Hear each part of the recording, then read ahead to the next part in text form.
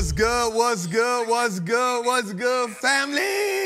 It's your boy, the Wallstreet Trappin, man. Welcome to episode 66 of Trappin Tuesdays. Listen, man, first and foremost, we want to thank y'all for coming. Thank y'all for taking the time out your busy day to be here. I want you to let you know that I do not take that lightly.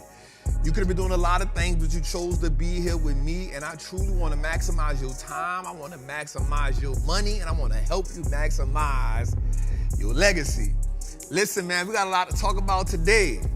But first and foremost, we need you to like, we need you to subscribe, and give me about 3 minutes so that I can do this. There we go. We ready. All right, man, I got a question for you.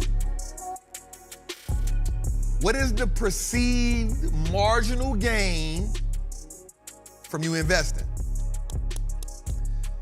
When it comes to consistently playing a wealth game, what metrics do you have to measure your success by, to measure your progress by? I want to ask you that. The stock market is an economic apparatus. It is an economic apparatus, not in a physical form, but in essence, that prints money and helps you to further along and improve your wealth incrementally over time. That's what it does. But what is the psychology that you have when it comes to putting your money in the machine? What are the mechanisms that control you? What are some of the traumas that we have to get past? What are some of the philosophies that we have to just change up? So when we said perceived, I want to ask you a question. Is it time freedom? Is it location freedom? Is it more rest? Is it early vacation? Is it retirement? What is the perceived value when it comes to investing in the stock market? A matter of fact, what is the perceived value that you gain when it comes from playing a wealth game? I think that's the bigger picture right there. Not just the stock market game, but what is the perceived value? What is the perceived marginal gain? What is it that you're trying or attempting or in search of unlocking by playing this game?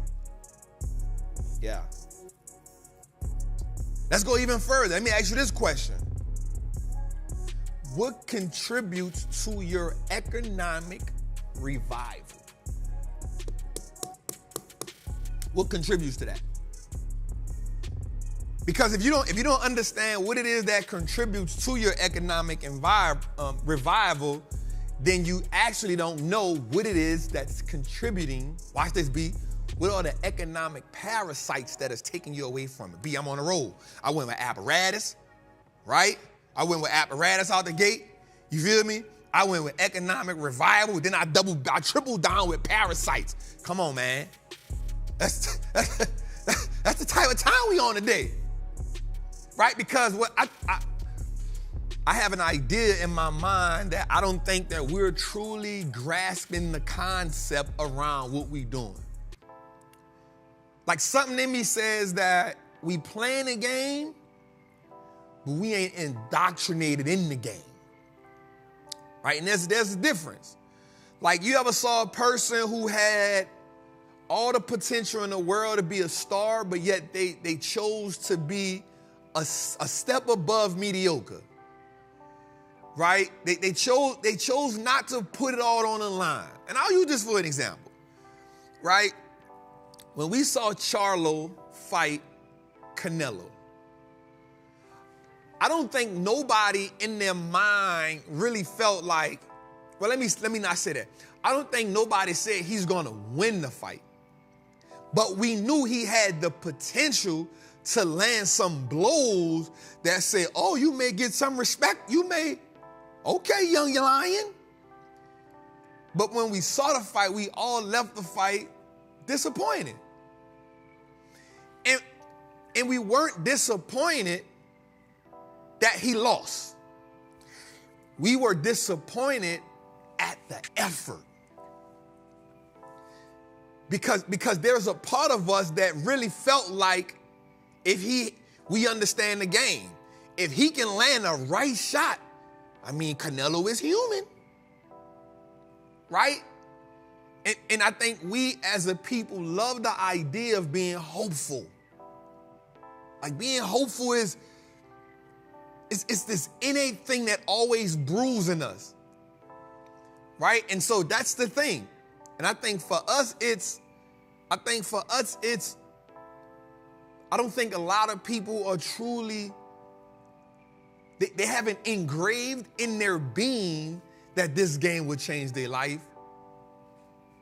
They're moving with the trend that this can change their life. And it's two completely different things. You have some people like myself, like it's ingrained in me. Like it's ingrained in me that this game not only has changed my life, but it will consistently change my life. And because I understand the importance of that, no matter how many losses I take, no matter how big of a win I get, every day it's about me consistently playing the game. I am privy to the intricacies that are involved with this game. But man, I once heard a man say even a rigged game is fun to play. He said even a rigged game is fun to play.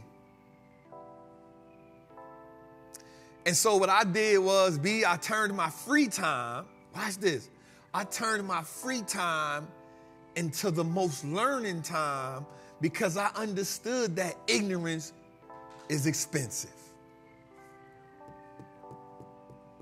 I turned my free time to learning time because the free time that converts to the learning time now pays the biggest dividends. It inquires the most dividend. It inquires the most interest.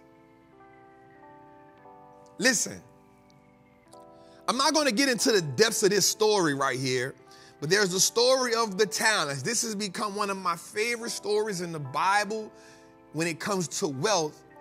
And we know he gave one person 1, he gave one person 2, and he gave one person 5. Now, I'm not going to get into that. Right, I'm not going to get into that, but I'm going to get into the one with 1 who put it in the ground. And he told him this, Master, because I know you have, in so many words, reaped what you have not sown.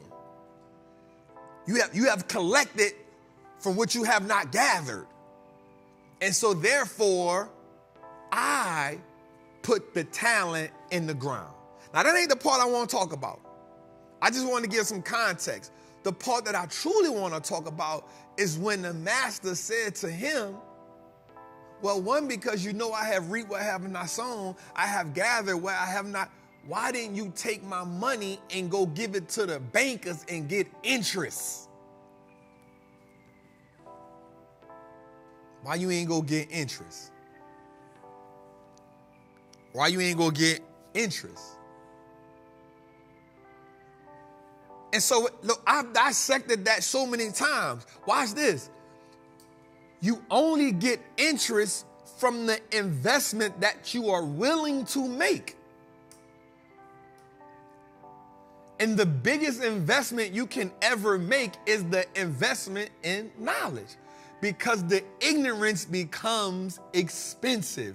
And I'm talking about it becomes extravagantly expensive. Because what was the next thing he said after that? Listen, not only will I take what you have and give it to someone else, but I need you to get from around here. So the ignorance costed him, and in essence, everything he had.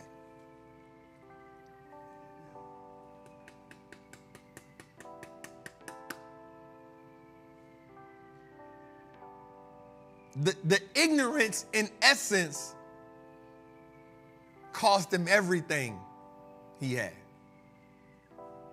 I remember I did the call with E.T. a couple of days ago, and he asked me to speak for his Financial Wealth Week. And it was like 2 Tuesdays ago, and that's the one I used. Right? I used that one. He said, boy, that was good, Trap. Because I also talked to them about your financial algorithm.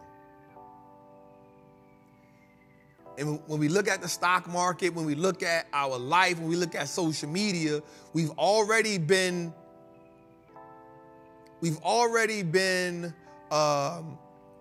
accustomed to. We have normalized ourselves around algorithms that we didn't create. But what happens to the algorithm that we created? That financial algorithm that you created for yourself. And the only way to change that algorithm is to disrupt it. Because if not, the algorithm smothers you. The algorithm smothers you. And most people on social media, we just talked about it. We was like, damn, Trap, somebody like smothering your algorithm. I'm like, yo, we got to just disrupt it. We got to just figure out, we got to keep pushing it till we disrupt it. I want to ask you a question. What's smothering your financial algorithm right now? What's smothering it? What is your algorithm? What are the things, the habits that you do repetitiously? And then repetition becomes this, B. Repetition becomes the thing that the body does when the mind isn't even conscious of it. Ooh.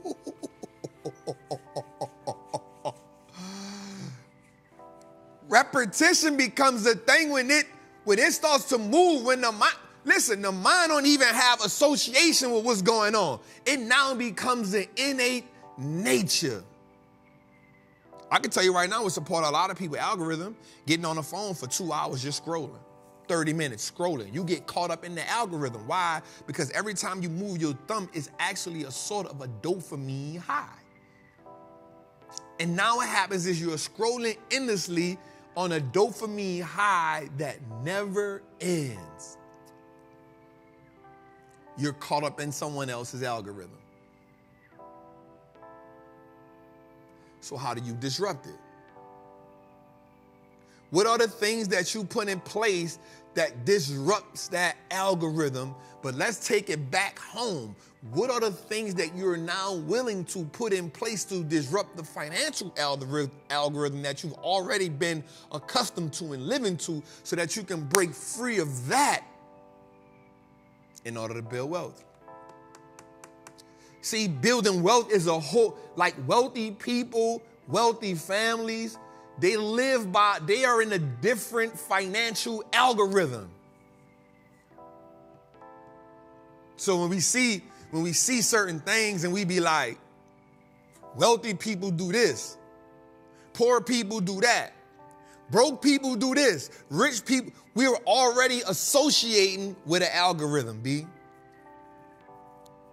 We are already subconsciously associating with a certain algorithm. Okay, let me make it make sense a little more. You already understand that when you're on Instagram, that's one algorithm, but when you're on TikTok, it's another algorithm, but when you go to YouTube, it's another algorithm. So what happens is you can take the same content and put it on all different platforms, but you got to change up some ways you put it on a platform. Why? Because the algorithm, the content you put on YouTube, if you don't switch it from Instagram, it ain't gonna flow with the algorithm. And if you put it on TikTok, it's gonna be out of focus. So you gotta switch the content up for every platform you put it on so it can fall in line with the algorithm. Let's bring it back to you. You trying to go from rich to middle class to poor to wealthy, whatever. You gotta switch the way you get it, because that you ain't gonna fit in that algorithm. So you trying to put a poor man in a rich man's algorithm, but he ain't changed none of his habits. He not gonna fit. So innately he gonna say, I don't belong here. I'm gonna go back where I fit in at. Damn. Okay, that's the kind of night we having. That's the kind of night we having. That's the kind of night we having. Yeah. Episode 66. the legacy blueprint. And in order to change your blueprint, in order to change your life, you got to change the algorithm in which you conform to.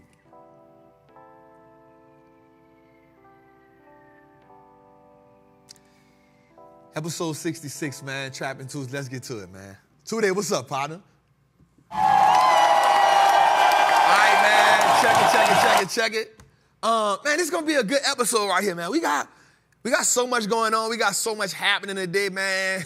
Me and B been sitting there glued to CNBC all day. We've been getting into it.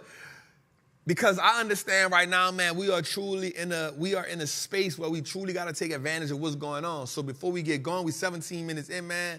Let's get the likes up, man. We got 1,300 people in the chat, man. Do me a favor, like this, share this, let everybody know what we doing, man. Phoenix say, man, y'all hydrate. He's sizzling it. Sizzling us already. You building for real. This ain't just a stock show. Thank you for that, man. 3.5-hour show. Somebody's third eye is opening. Thank you. That might be the therapy working in my life right now.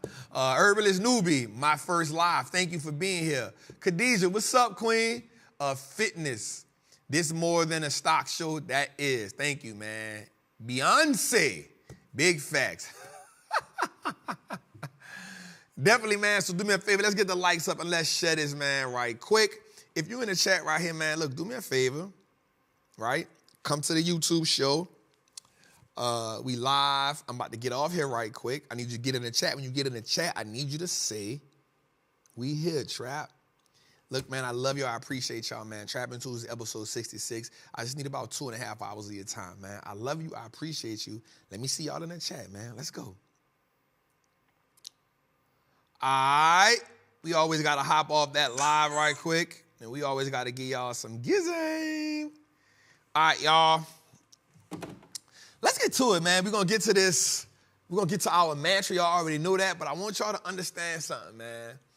I want to say this first and foremost, man. Wa alaikum salam, rahmatullah. I want to say something to everybody right quick, man. I appreciate y'all so much. And I appreciate y'all from the bottom of my heart because I've learned so much when it comes to just being an educator. I've learned so much when it comes to being a person that inspires people. And I said this on a live today that I created an acronym for INSPIRE, B. And it's intelligently navigating spiritual purpose inside negative environments.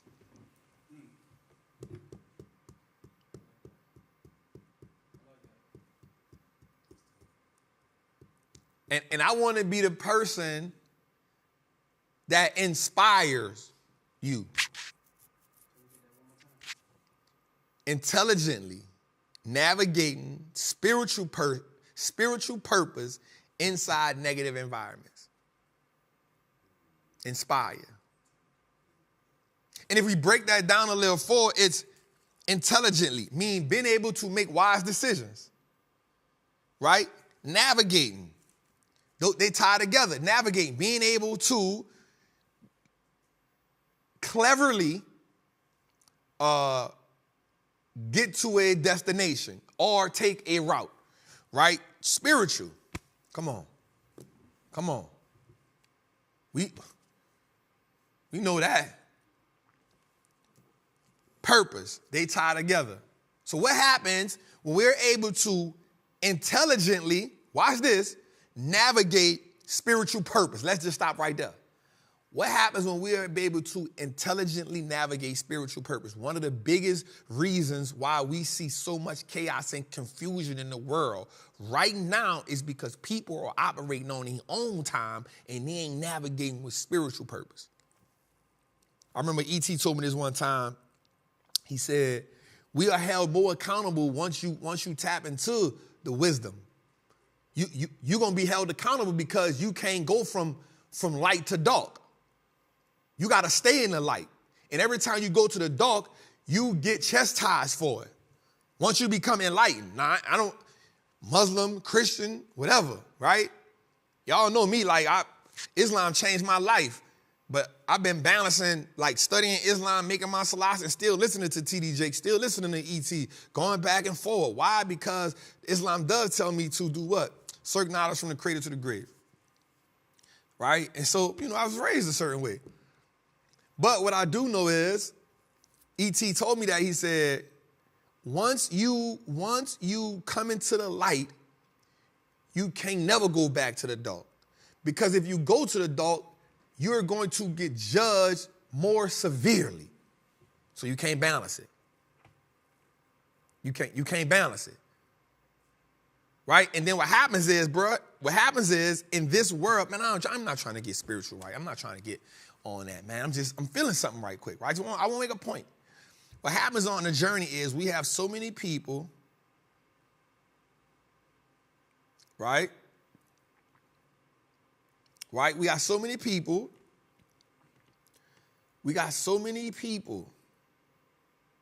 that are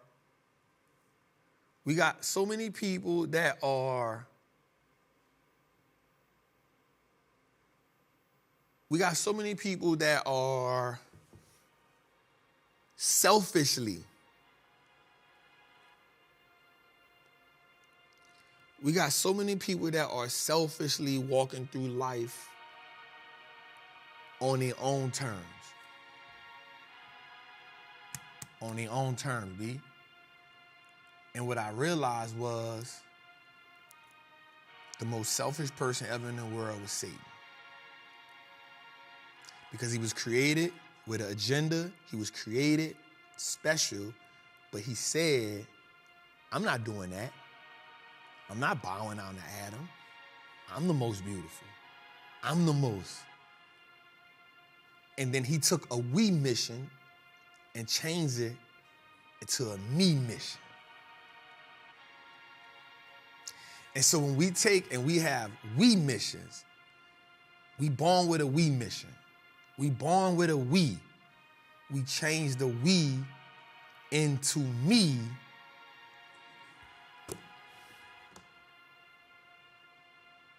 That's it, B. Once we change the we mission into a me mission, all hell gonna break loose. Once we change the we mission into a me mission, we are headed for self-destruction. Because the we means you now the me means you now walked into ego. And Inky Johnson said, once we walk into ego, we edging God out. We done edged God out. And what I loved about Islam in my life was, bro, it gave me so many fundamentals and just being a great man and being a respect. It gave me so many tangible things that I was able to hold on to.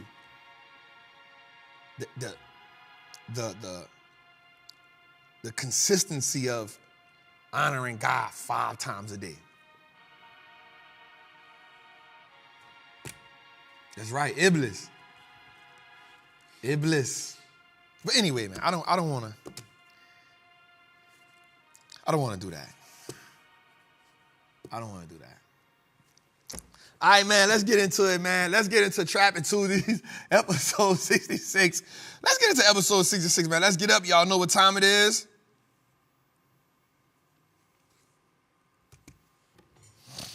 All right. Let's get into it, man. I am a certified Wall Street trapper.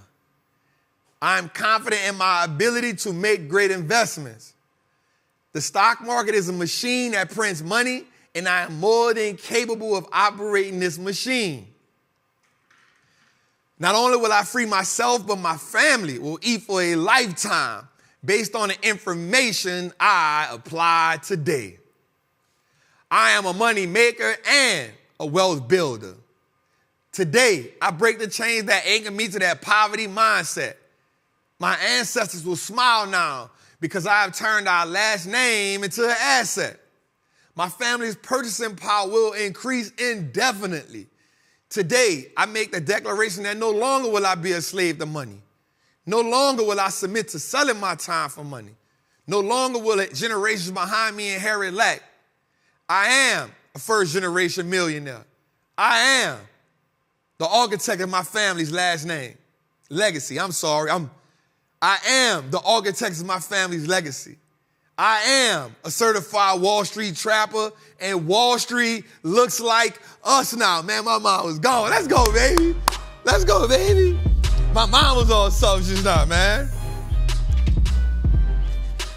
Let's go, man.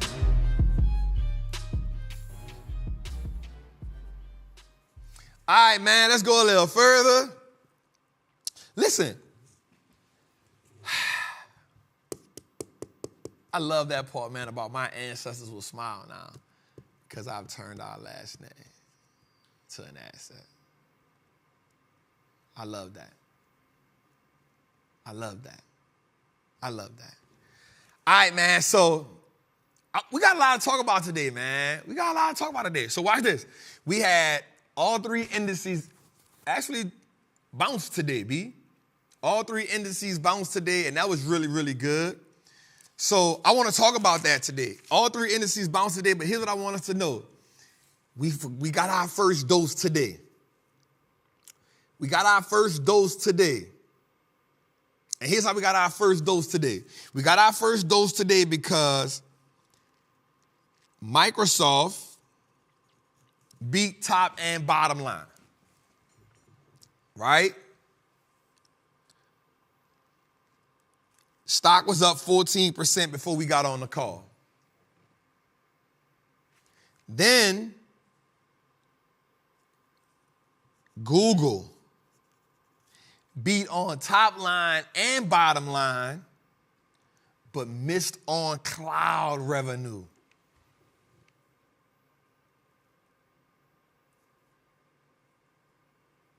They missed on cloud revenue. Now, watch this. They missed on cloud revenue, but watch this. Ad revenue increased by 11%.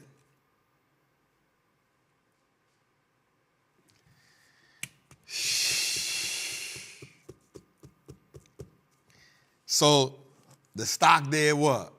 Plummet 6%. Now watch this. Here's what's interesting to me, B. So now we got Facebook up next. Now here's the thing that was crazy for me. Microsoft Cloud makes up 22% of revenue. But Google is more of an ad generator, and cloud only makes up 13% of their business, but they suffered hard for missing. They penalized them hard for that, because that's not like with Microsoft. That's one of their main businesses. Google's main business is generating ads, like Facebook, Meta. So I'm asking myself, tomorrow we have Meta up after the bell.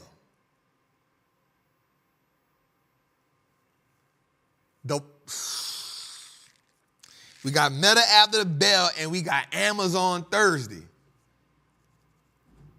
That's telling me one little mistake and you sinking. Ooh. One little mistake, B. You out of here. So I'm interested to see how that's going to play out tomorrow. Now, here's what I did say. I figured something out. If you invested in Microsoft in November 2021 and you rolled it out all the way to today, the stock is actually flat.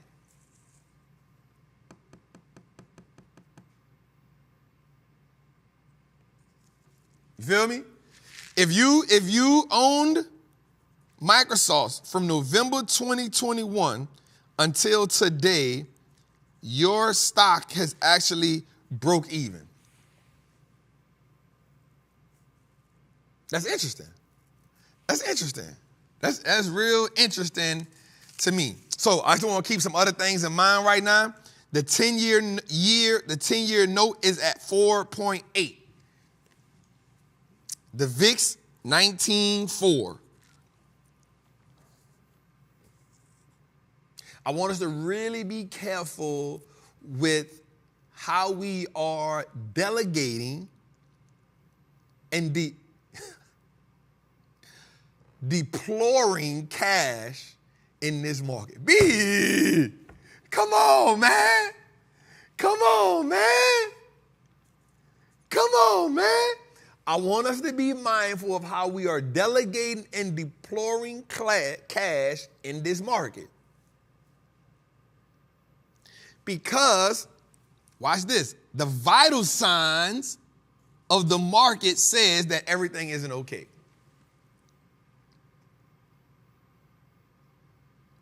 The vital signs of what's going on in the market right now says that everything isn't okay. And because everything isn't okay, I don't need us acting like this the next great bull run and we about to jump in the market. Which brings me to this conclusion right here, B.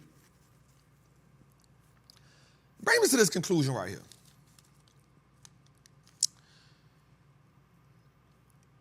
Understanding that we want to play this game, but you don't go to your job every day thinking that the job is going to make you rich overnight, right? You know that when you go to your job every day, there's incremental steps you got to take. You understand your bills, you got to save some, and you understand how you delegate that money. Well, why is it that we want to come to the stock market and start planning today and want to be a millionaire tomorrow? Not understanding that we got to learn how to delegate and deploy money strategically, watch this, B, and meticulously. Come on, man. This is a show of shows tonight. This is a show of shows tonight. This is a show of shows tonight. We done went delegate, deploy, meticulously, apparatus, prism. Come on, I'm in it, B. I'm in it. I ain't going nowhere. I ain't going nowhere. Right? So why is it that we want to play the market? Why is it that we want to get in the market and we want the market to make us rich overnight? And the crazy part is when we don't get rich overnight from the market, we get sad and we get out the market and we know we ain't really studied to even be in a position to get rich overnight. We ain't never even put ourselves in position to hit the grand slam or the home run. So how we gonna get mad that we ain't hit it? This is a sort of insanity. We are expecting results from things that we didn't put the work into. B, you know I watch CNBC all day, every day. I listen to I listen to shows, and never once did I say, look, this is about to be the one that's gonna change my life. Because I feel like every investment I make gets me closer to the overarching goal. Come on, B. Come on, man. I'm building this thing like Lego block, like Tetris, B. And look, the more you make it, right? And I need us to truly understand that's how the game is played. That's how the game is played. The game is not played, right? Watch this. I wrote this down. You cannot change what the market is doing. You can only adapt and change your perception of what's going on. You feel me? We can't change what's going on in the market. So what happens is when most people have a preconceived notion of how they see the market. And watch this. They have a premeditated urge not to lose money when the market go down. Right? There's a premeditated, like, in them that says if the market go down, I'm gonna take my money out because I don't want to lose it. You go in there with that. What happens is we have to find a way to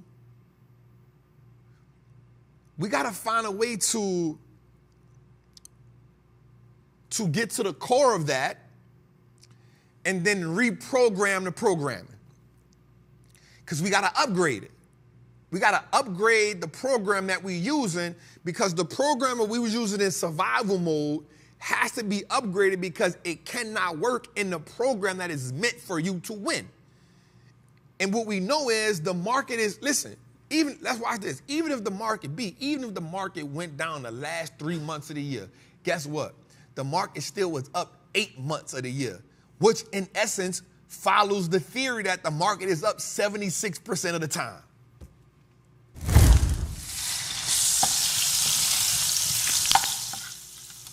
You feel me?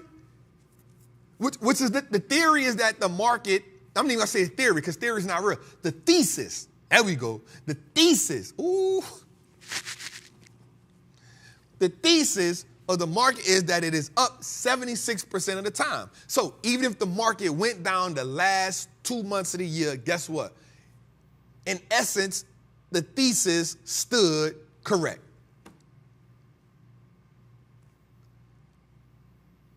So what we need to understand moving forward is we cannot change the market. We have to change our perception of stock market events. The way that we change our perception of stock market events is, watch this, familiarizing ourselves with how the stock market works. All right, let's go a little further. So the S&P was down, up, the Dow was up, and the NASDAQ was up. Now, last 2 days, right? Last 2 days, somebody say, brother, and shed some rocks from his life. I don't know what that mean. What that mean? I done shed rocks from my life. What that mean? What that mean? McCullough legacy. What that mean? Anyway, let me get back to my thought going on. So what I want us to understand is this, man. I don't want us to fall victim to these runs that's going on in the market. I want us to be able to see, like if you're a trader, take advantage of the opportunities, but don't stay too long. If you I just was telling B earlier, I said, B, even though I be doing the leap options, this is not 100% return on investment in the leap. This ain't that market. So this ain't the season for it. This ain't the season for the 100%, right? So now what I got to do is, okay, let's readjust. What's now, because even in the course, I even say this in the option, I said you have to have an idea of what the profitability of this, the probability and the profitability of this trade is, right? What's the probability of it being in your favor? What's the profitability that you're seeking for, right? So if we can do that, so for me, usually it's, I'm going for 100% because I got it at the right time. It's easy for me to get 100%. Why? Because in most cases, I'm very rarely am I buying the option plays when the market is up. In most cases, I'm getting it when it's down. So I can enjoy the, right? Well, this is not the market. I just gave him some game. That's literally how I be striking for 100, 150% like that. Very seldom do I catch it when it's running up, right? So what happens is this is not the market right now for that. This may be a 50% return, 45% return. This is that market. So I'm like, I bet. I bet. Right? So watch this, B. That is the ability to make the adjustment. The data says that this not 100% market. All right, cool. Why? Because one, we looking at what are the vital signs, okay? The volatility is heavy. Why? We got a VIX that's peaking. We got a, watch this. We got a debt load that's continuously getting heavier. We got 3 wars going on. We got a possible trade war going on. Student loan debt just got reinstated. They just got to speak of the day. Like right before the bell, they just got it today. So the signs is, Trap, this is not the typical, we running for 100% right here. All right, so let's cut it in half. Let's go get 50. And the reason why is, somebody just said, because the market hasn't rewarded one thing consistently. It's like I can hit 100% in probably like 3 months. From the way I be, 3 months, we 100, we at least 80% in. And maybe 60% of the time. But with this, yo, we getting 50, 60, we pushing 55, and boom, we back to 10. Okay, you only got to do me that one time. 2 times at best. Oh, that's what you're doing? Okay, I understand what's going on right now. So it's your ability, watch this, y'all. I said all that for a reason. Your ability, I don't think they're going to get it. Your ability to change your perception of the market and the events that's going on is how you capitalize in the market. Remember what I said? You don't got to change your whole strategy. You just got to tweak it for what the market got going on.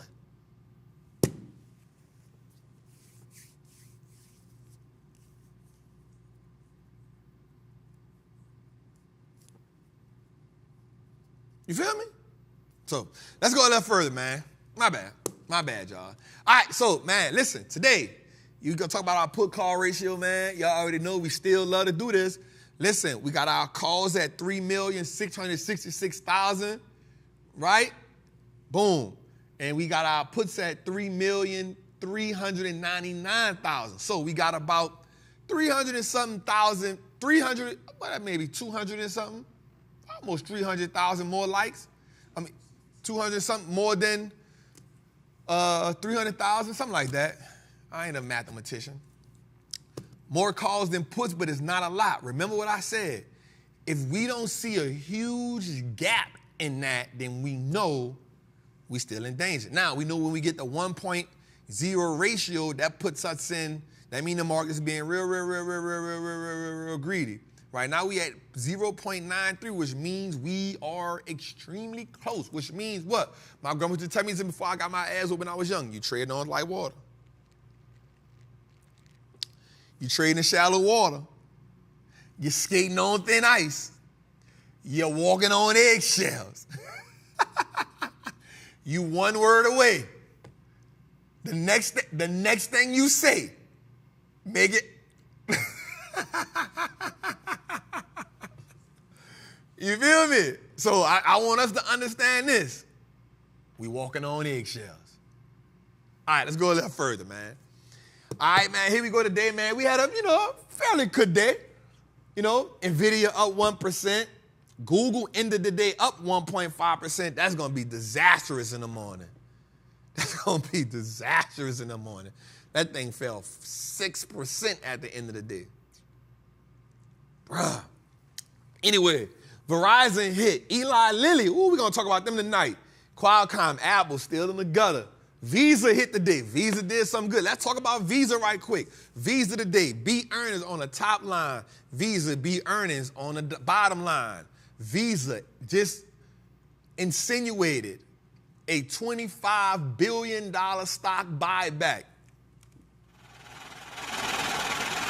Visa just increased the dividend by 15%.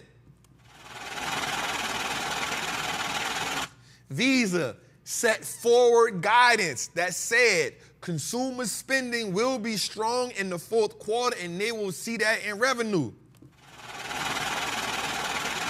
Visa said they will have more people flying and traveling, so they're going to see that in revenue. Yes, Microsoft did go crazy, but I think Visa told us something that we need to pay attention to. All right, let's see. Coca-Cola went crazy today. Top line, bottom line, beat. That was before the bell. Coca-Cola, they needed that. Meta got affected by the end of the day. Here's why. I think Meta got affected because I truly believe that Meta is being affected because of what happened with Google. I think they're being affected.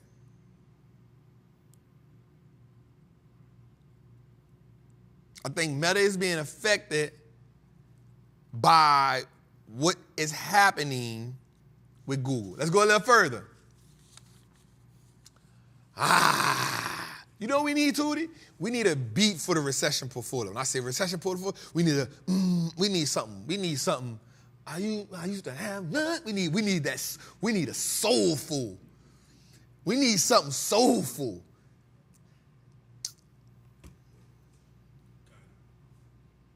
We need something. It's the recession, boy. We need something soulful. Like Don Cornelius. We need something soulful, man. Let's get to it, Dave. All right, man, let's look at the recession portfolio. We always got to start here. We always got to start here, man. Year to date, we up 23%. We ain't mad at that. We ain't mad at that. Let's go a little further, Dave. All right, y'all. So we looking at, I just want y'all to understand that, man. Year to date, we up 23%, family. I just want to put that on, I want to put that on blast. Year to date, from January to now. From January to now, we're up 23%. Let's just talk about that. I think the S&P is only up about 10. Go a little further. All right, so right here, Dave, we got ATKR. They gave me $150 today. Everything in here has a minimum of 100 shares. Let's make that known. Everything here has a minimum of 100 shares. So do me a favor right quick, man. Like this, subscribe, send this out. Let's get 2,000 people in the chat. Also, let's get the lights up, y'all. I appreciate you, Nat. Appreciate you, Queen, for the super chat. Thank you for the super chat. Listen, man, we appreciate the super chats. We appreciate the consistency. All right? So everything in the recession portfolio has a minimum of 100 shares. Minimum 100 shares. All right. ATKR gave us $150 a day. CELH, listen, I remember when I got CELH and somebody said, man, Trap, why are you buying that right now? And somebody on the Patreon, I said, listen, I see it. I see what's going on. At the time, it was still under the radar. I said, still under the radar. It's going. It's going to go. And listen, it's been going ever since. Costco, y'all know that's Costco is the baby, right? Gave us $200 a day. Crocs gave us $525 a day. I swear I can't wait till the end of the year to sell this company, dog. I swear, bro. I swear. I go ahead and take my little loss and write that off and go about my business, bro. You feel me? They just, bro, what am I doing? I ain't tripping. I know what I'm going to replace it with, too. Skechers. I'm going to replace it with Skechers. That's what I'm going to replace it with. All right. Eli Lilly, negative $1,000 today. Lockheed Martin gave me $108 a day. Meta gave me $285 a day. NVIDIA, $3,000 loss today. Ah, man. SAIA Trucking Company gave us $1,100 a day. TPH gave us $21 a day. And VTRX gave us minus $50. I already know TPA is going to be gone next year, too. So that's what we got right there. Let's go a little further, Dave. Boom. Let's get into it. I'll show y'all. It's been my weeks. So first, we'll get into the Amazon play. We definitely waiting on that. We're waiting on the Amazon play for sure. Boom. If you're in the Patreon, Patreon is for everybody. If you want buy and hold, we do that as well in there. And also if you want to get into the option plays, we do that as well. I'm definitely in my Patreon and in Trappers Anonymous. Let me shout out my Trappers and Trappers Anonymous.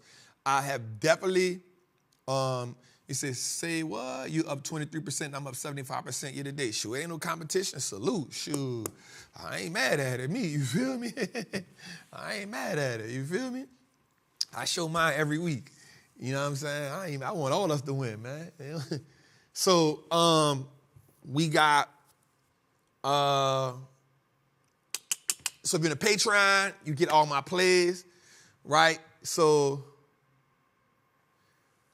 Amazon, we got the Amazon call at 135. We up right now 3,000. Damn, what I should have said was this, though. Let me do this right quick while I'm here, while I'm looking at it. Let me do this for y'all so y'all can get an idea.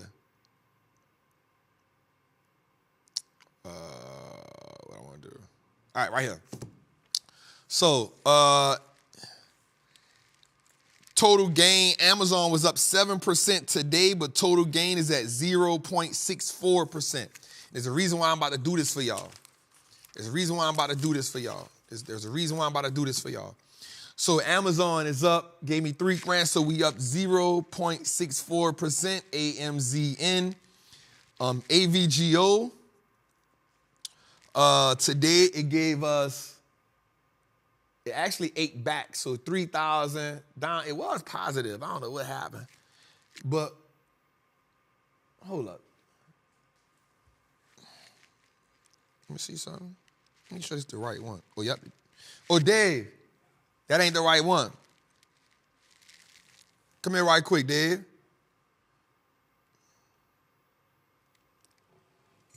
Come here right quick, Dave. Yep, my bad. I gotta be real with him. I gotta give him the right one. Yep, gotta give him the right one. I think that's an old one, because I was just looking at it. Because I knew that was positive today. Where your phone at? Yep.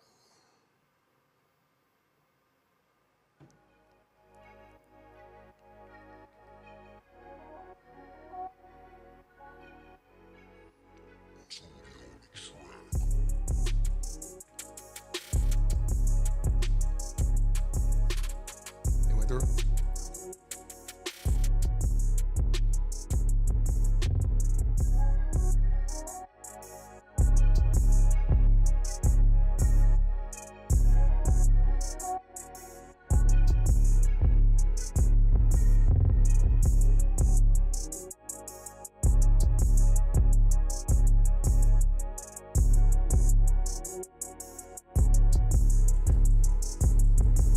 Yeah, I gotta make sure, my mic on?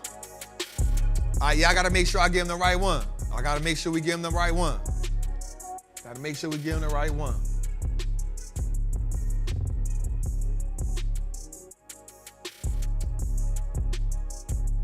Yep, gotta make sure we give my people the right one.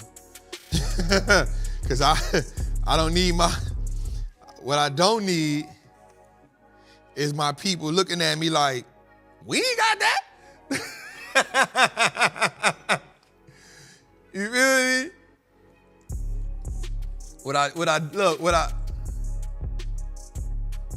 Nah, none of them ain't fake, family. That's why I just made the correction.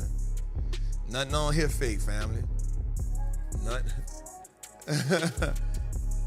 of these fake, family. That's why we give it real.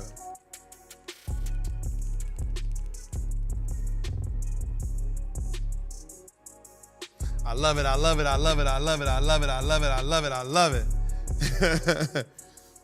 Shout out to Tootie for the beat, man. All right. Just want to make sure you get it in there.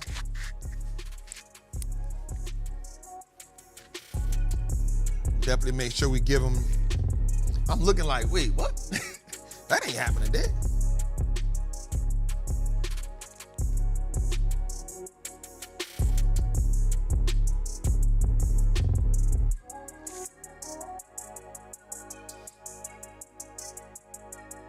No, I did not get rid of TPAs last year. TPAs got this year. TPL we got rid of last year. We didn't put TPH until this year. All right. You ready? Yup. We gotta make sure we keep it 100 with my people, man. One thing I ain't gonna do up here is mislead or lie. You know what I'm saying?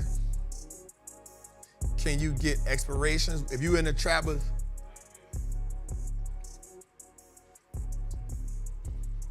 all right, let's go with it. Yep, there we go, Dave. Yep, we back, y'all. Yep, I definitely got to give it to you. There we go. That looked better. Because the reason why I knew it wasn't right, because the AVGO play was green today. It wasn't negative. I was like, wait, that ain't right. You hear me? All right, so let's go to it. So Amazon, right now, yep, so we rallied back today with Amazon. Yep, that's it, Dave. There we go. There we go. So the Amazon play, we rallied $2,000 today. and now we up $179. It rallied 7.59% today. We up in total 0.64%. The AVGO play gave us 11% today, and we up in total 14.72%. This Google play, we had rallied 2,800. We probably gonna lose all that in the morning. We probably gonna lose that whole 28 in the morning. I'm thinking we gonna take a hard fall on this Google play in the morning. We're gonna take a hard fall on this Google play in the morning. I was like, when I saw they beat earnings and revenue, I was like, yo, why is the stock down? Then they said they missed the cloud. I was like, ooh. So we probably gonna take a hard fall on this Google play in the morning. Meta, y'all remember we legged into both of these Meta plays. So the first one we got into was this one. If you're in the Patreon, you got into this. We was in this one, and this one, and here's why I'm telling y'all, I was up $30,000 on both of those plays. And it was at 45%. And I realized, you know what? Okay, we changed the strategy here. Because this wasn't the first one that did me that in this market. You feel what I'm saying? So I'm like, all right, bet. So Meta, I think we're going to kick it. And the reason why I'm telling y'all, so the Meta play, on the first Meta play, so on a Google play, I'm down 2% in the morning. I'll probably be down 15% in the morning. I'll probably be down 15% by the time market opens in the morning. Probably by the end of the week, I'll probably be down 24%. But it's crazy because with the Google play, I did something different in my strategy. So that's why I didn't put the Patreon people on that one. But the Patreon people are on the Amazon play. They are on the AVGO play. They're in both of the Meta plays. You should be, depending on where you at. So on the Meta plays, we up 18% on the first Meta play. 18.68% and 9.66%. NVIDIA play, we are down 15% on the NVIDIA play. The goal is to ride that out to earnings. We was looking really, really good until Joe Biden cut them off. When Joe Biden cut China off, that really punched them in the face. We was up like, I think 15%. If you're in a Patreon, we was up about 15% on this play. Because I know I was up $8,000. I was up $8,000 on the play. We was in it for like a week. We was up $8,000. But then Joe Biden came the next week and was like, nope. On a Monday, too. I was like, bruh, on a Monday? Damn. And the QQQ play, we down 7,000 and it's down 30%. So that's my plays right now that I got in. As you can see, 1, 2, 3, 4, 5 plays.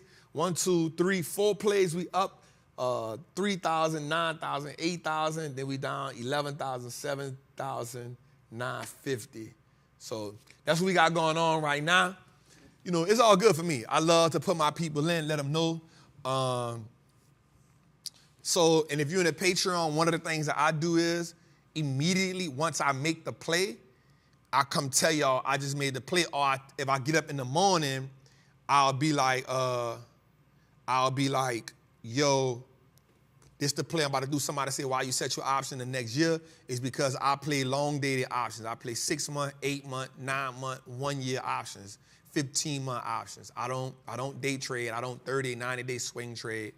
I play out further, but I got a whole system.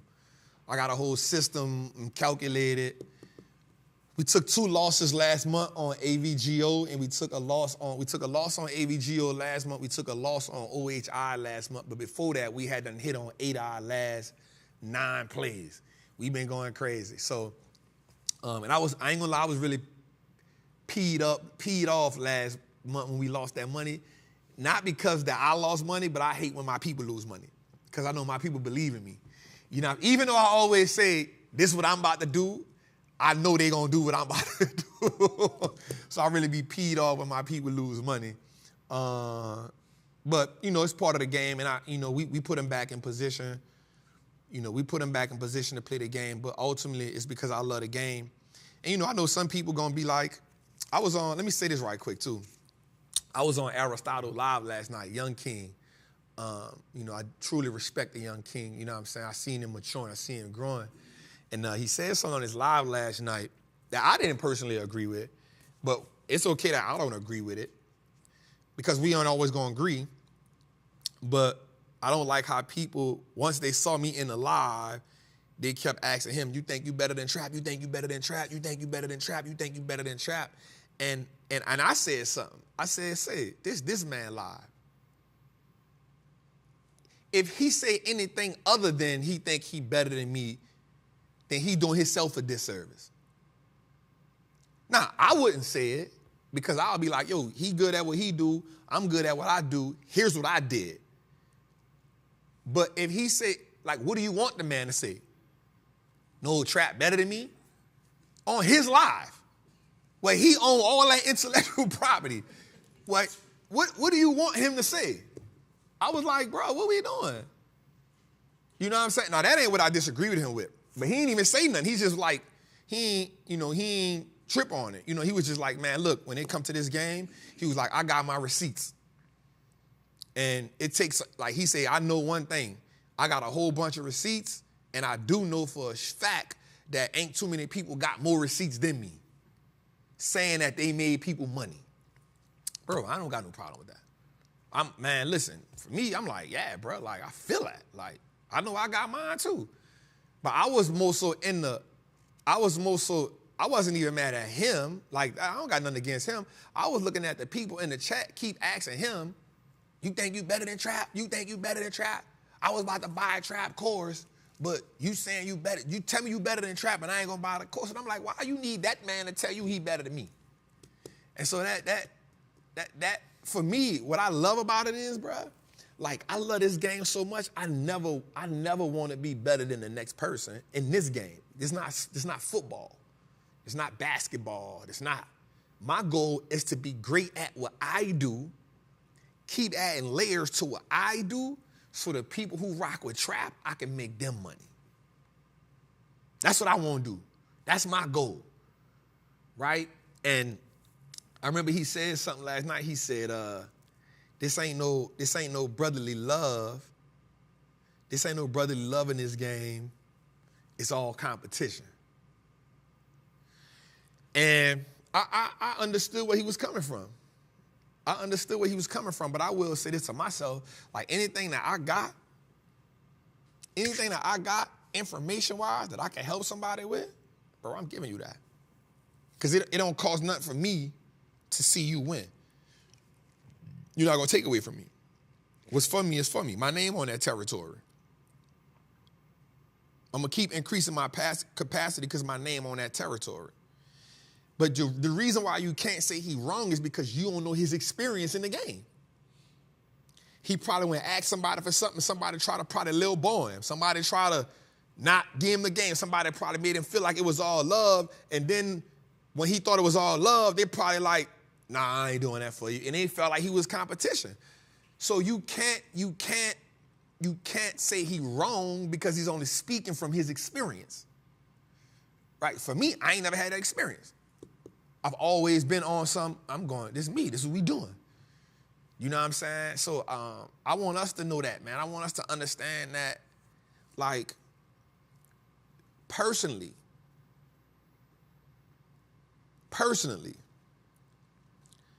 I am not in competition with anybody in this game, and the reason being, I understand my mission. And everything I'm doing right now, especially right now, is helping my team get better so we can serve more. Me and B been in here the last 3 days. I'm like, B, we ain't never been in here 3 days back to back. I'm like, B, we got to come back in tomorrow, bro. We need to shoot more content. I got to teach more. I'm like, B, here's the blueprint for how we going to teach now. We're going to do this on a personal page. We're going to do this on the Wallstreet. We're going to flood YouTube with different type of stuff. And the reason why I can do that is because I understand what the mission is and who I'm teaching. And so I want us to understand this as a culture, as people who are learning how to get in this game.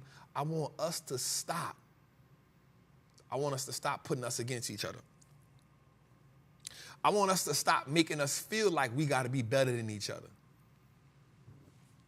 I want us to stop doing that. I want us to stop making us feel like we gotta be better than, stop making Ian feel like he gotta be better than Trap. Stop making, you ain't gonna never make me feel like that, but stop making, Aristotle think he gotta answer a question of who he better than. Because guess what? Bill Ackman don't care if he better than Warren Buffett or not. Guess what he know he did? I went turned 27 million into 2.6 billion. I don't care what Buffett did or what he didn't do. I know what I just did. You feel me? Like Tony Robbins don't care if he better than whoever. He know one thing. When he go speak, 500 bands. He know he got a net worth of 600 million. That what he know. That what he know. Grant be talking crap about Dave Ramsey, but he don't talk crap to none of the other real estate white people. You know why? He don't care. You know why? Because real estate all over. So I want us, yeah, Ian do be talking shit. That's just who Ian is, right? But I respect him for being who he is.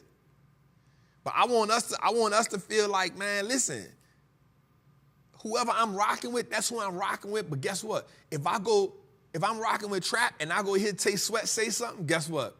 I ain't trying to compare Tay Sweat to Trap. I want to see what I can learn from Tay Sweat. If I'm trying to go listen to Terry, I ain't trying to shoot Terry, you better than, I'm trying to go see what I can get, because everybody teaching something different in a different way. Instead of trying to put them all against each other, man, what I can get from Trap to add to my arsenal, what I can get from this person to add to my arsenal.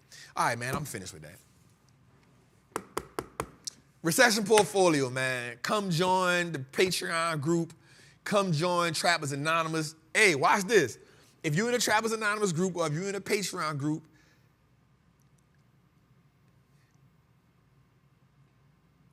the stock I put in today for each one of y'all in the chat, tell me how you feel about it.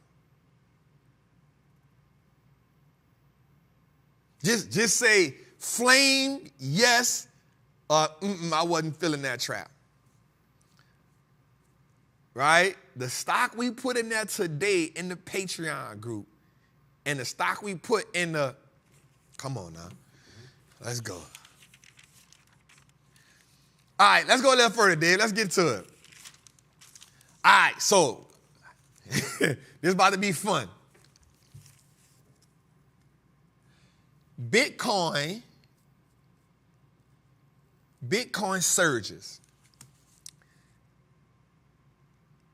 And it hits the greed on the fear and greed index. It reaches a 6-month high. Go a little further there. No, go back one. I'm sorry, go back one. So here's what I just said about this. Now, here's why this is surging right quick. So right now, DOJ has now, in so many words, you about to get these Bitcoin ETFs, these crypto ETFs. They about to go crazy. Here's what I'm about to tell y'all, bro. The Bitcoin people and the crypto people are about to attack us. The Bitcoin people and the crypto people, they about to attack us. They about to tell us we in this outdated stock market. They about to tell us that cryptocurrency is worth more than the stock market. They about to tell us that all the banks own trillions of dollars in cryptocurrency. They about to tell us all that because Bitcoin at 33. If Bitcoin hits to 40, you are now about to see a flood of crypto investors. They're going to flood us. I'm telling y'all now, Bitcoin hits 40, they're going to flood us. They're going to flood us. And it ain't nothing we going to, it ain't no, I want to save you the breath. There's nothing you can say to make them feel otherwise. There's nothing you can say that's going to make them see your point of view. Listen, I own Bitcoin. I'm a stock market person. They going to tell me I'm stupid for being in stocks. So I'm telling you now, Bitcoin hits 40, do not waste your time arguing with them people. Bitcoin is an asset class, I feel like it's an asset class you should own. I think crypto is an asset class you should own. Trap, what do you own? I own Bitcoin, I own Ethereum. That's probably about it. I own like 3 more, but I own I got probably $100,000 in it. I bought it when it was at, I think Ethereum had got down to like 4,000 or something. Now, it was cheap. People like, why are you buying it? I was like, I'm getting in the asset class. It's cheap. Huh? Yeah. It was like, all right, it's cheap. Why are you buying Bitcoin so low? Well, I'm not afraid of it. I love the asset class. Here's the thing about it. Does it have potential to be an equalizer for? Of course it does. But here's what I also feel like. I also feel like because the banks are buying it up so much, they're taking away what it was intended to do so they can still control it. That's my, now listen, we probably got to call 19 keys on the line, right? We probably got to call like the, I don't know, his name might be Crypto King _. I don't know what his name on Instagram. Somebody may be the Bitcoin doctor. I don't know. We got to call them and they got to tell us all the utilities that it do, right? But here's what I do think. I do think you should own it. But here's why I can own it. Watch this. Here's why I can own it and keep buying more of it while it was dirt cheap is because I wasn't trying to get rich off it tomorrow. If I'm being realistic with you, in my mind, if I'm being honest with you, bro, this thing could go to $100,000. It was at $69,000. I remember, like, within the last 3 to 4 years, bro, I remember it was like $5,000. Right? And I was like, man, I ain't doing that. You tripping. I don't know what that is, but I remember my homies. Nope, I'm leaving that alone. I ain't saying that. But just know I remember this in 2015 when it was dirt, like $400.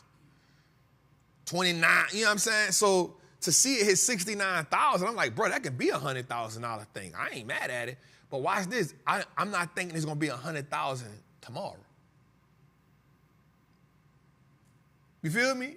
I'm looking at maybe about 2028. I could be wrong, but that's the vision I put on it.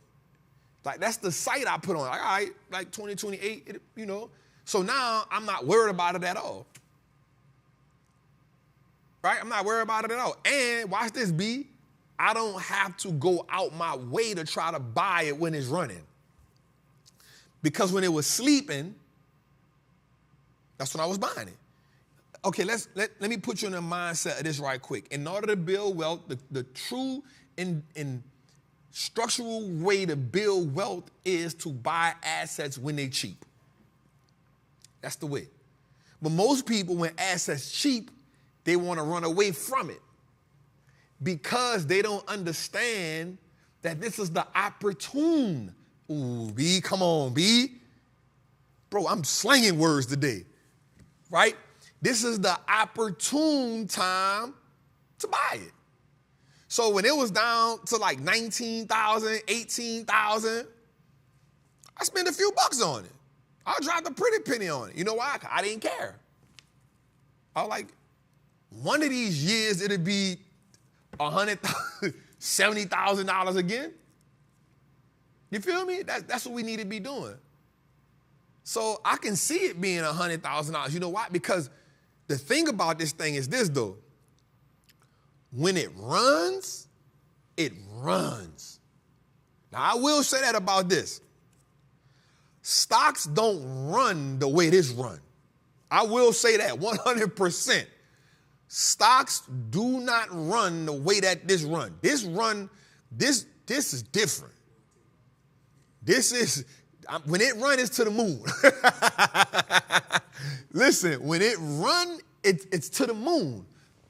But it falls the same exact way. And so that goes back to this, B.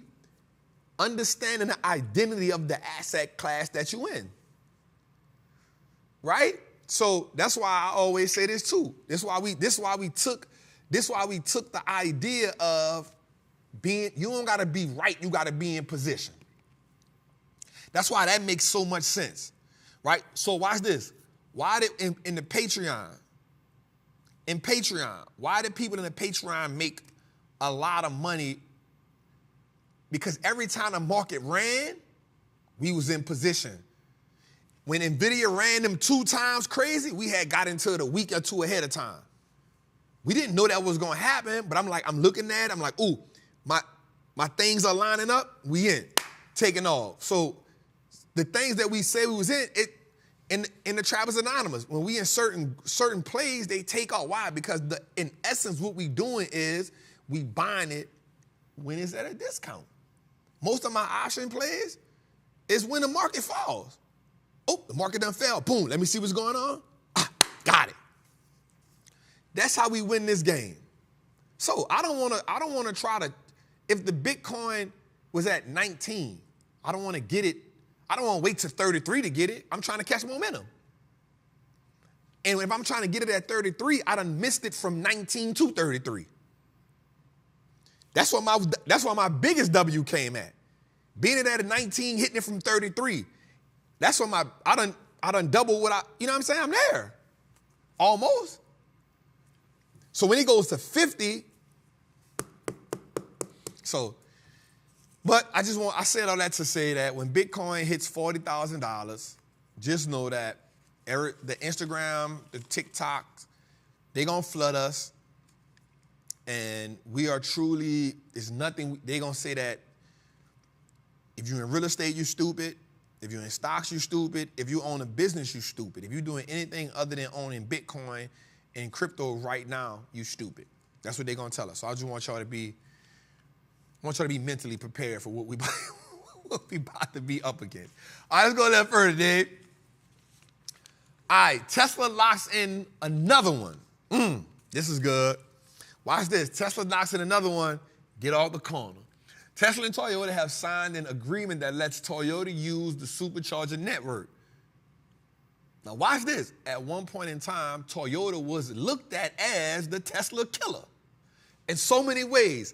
Not saying that they was going to bring up a car that was going to defeat Tesla, but Toyota had the infrastructure like nobody else. Toyota even came out and said, yo, we got a battery that we about to create. The battery going to allow a car to go 733 miles and charge in 10 minutes. Huh? But another one bites the dust.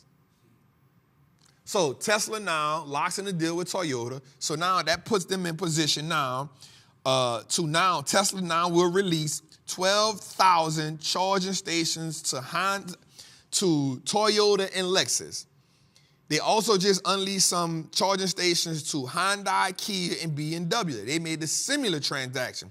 So now we got Hyundai, Kia, BMW, Toyota and Lexus, GM, Ford, Rivian, and Volvo.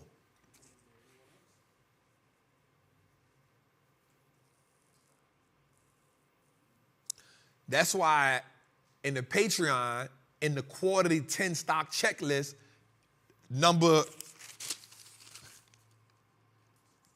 4 on the list is Tesla. You know why? Watch this. They on the list. They not on the list because they just a dominant car company. I understand that. I also understand this. I also understand that in due time, somebody is going to at least fill that gap. In due time, somebody got to fill that gap. It's hard to stay number one for so long. Like there's always a brilliant person that's coming along, and as long as somebody keep cracking at it, somebody going to get it, right? It's not easy, but if somebody keep on trying, somebody, Apple, Microsoft, somebody going to bring one of these rocket scientists in and say, bro, I got to compete with him. He by himself, right? And because his number one dealer, now, here's what happened this is good right here. The stock reported earnings. It missed earnings, it missed revenue, and it missed profit margins decrease, and it missed deliverables. What does that mean? Well, that is a reason why you're seeing a stock tank. Now, why is he going through that? Well, it's essentially going through that because its number one client is China. Well, we also understand what?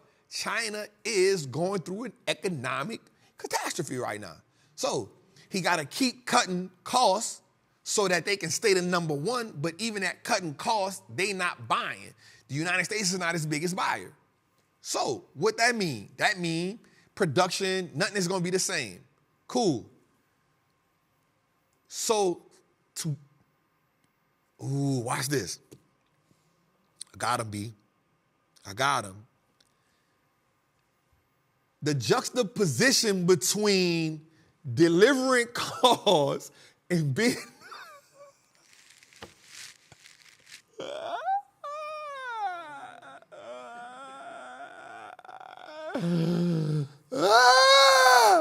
B. B. I'm on fire. I'm on fire. I'm on fire. Watch this.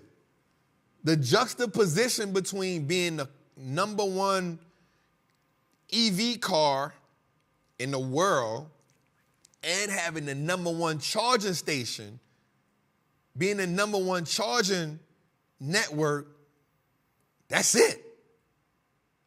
That's it. So you got companies like BYD. He got big, fierce competitors in China.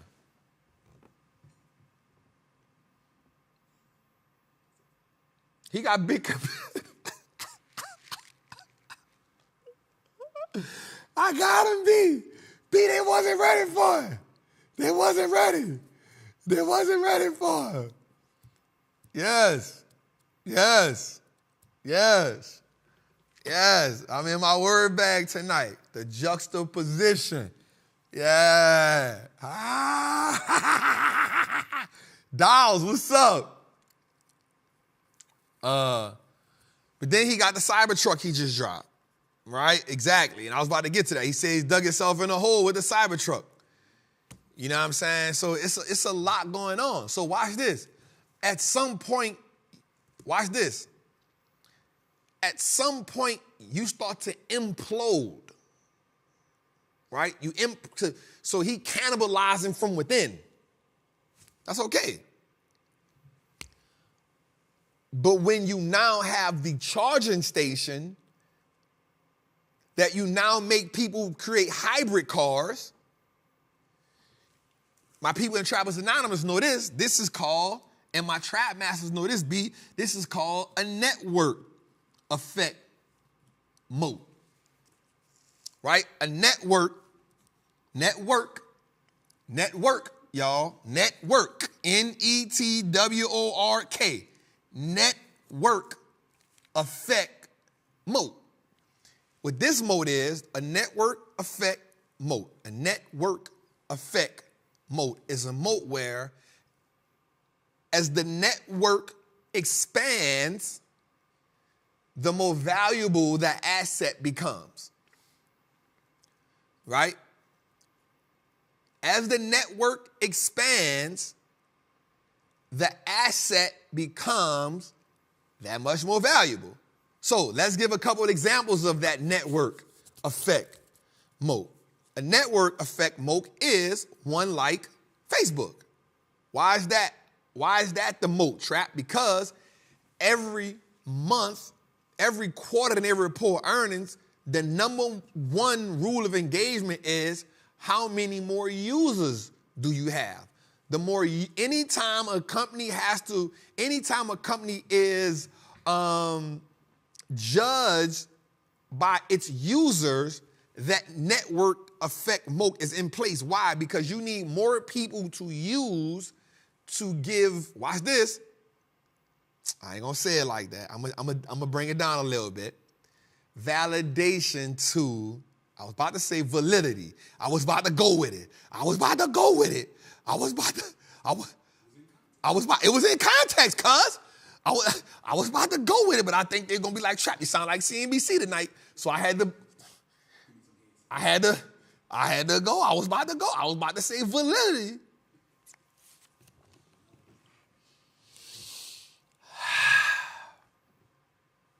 All right. Another one. Watch this. Uber.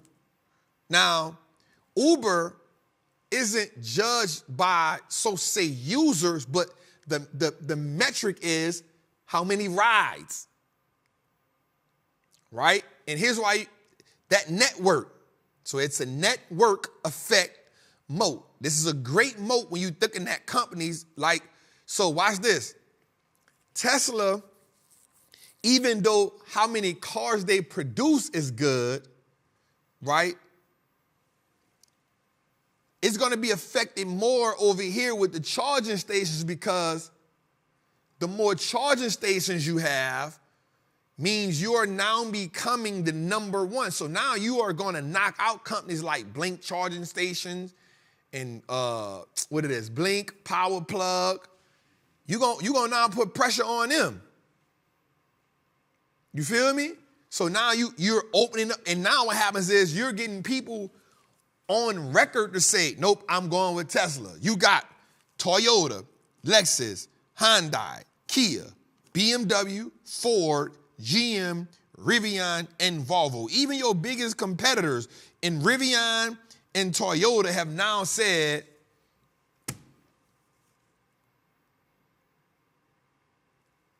you feel me? Who else they got? Like Mercedes, Bentley, Porsche. So Audi owns one of them. Ferrari. I'm just saying he got a list of things going. So anyway, put that in your work, man. Network effect moat, right? Means as long as the network is increasing, that becomes the moat, because you now have potential to become the number one provider of said asset class, right? Become said asset class. Yep. Like when you talked about, yep, so Coca-Cola. Now watch this. That's a good one, King. That's a good one, King. So watch this. Coca-Cola doesn't have a network effect moat, but they have a branding moat that dominates shelf space. Ooh. Right? So they don't have a network effect moat. They have a branding moat that dominates the shelf space. And because the branding moat is so strong, Monster Beverage came in and said, hey, Coca-Cola, I want to be the number one energy drink. So what I'm going to do is I'm going to buy some of that shelf space from you. I'm going to give you some ownership in my company. So I'm going to pay you cash, and I'm going to give you ownership of my company, a small stake, so that I can get some of your shelf space around the world. Ooh, we cooking right now.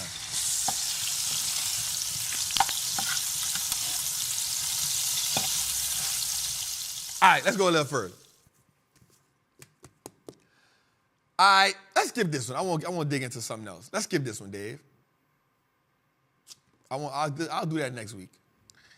$100 billion fat burner. So watch this, man. Wallstreet hikes forecast for anti-obesity drug sales to $100 billion and beyond. Most analysts predict the market for new weight loss drugs such as Wegovy. How you pronounce that, B? Wegovy. And Mounjaro will be enormous, but estimates are weary. So when I looked that up a little bit further, here's what they said. They said that between Eli Lilly and Novo Nordisk, $71 billion by 2035, up from $55 billion. So they increased it, and that's conservative. So we talking about an increase from 55 million to 71 million by 2030 billion by 2035. Watch this, and 52 billion will be captured by Eli Lilly.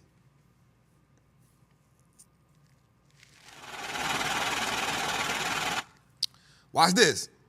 I will say this. It behooves you.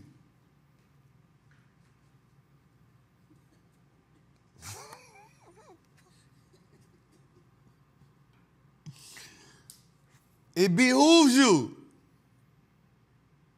All right, I'm not going to do that, bro, because they laughing in here. Why they laughing in here like that, bro? They laughing at. Listen, I've been reading, I've been intaking, I've been internalizing.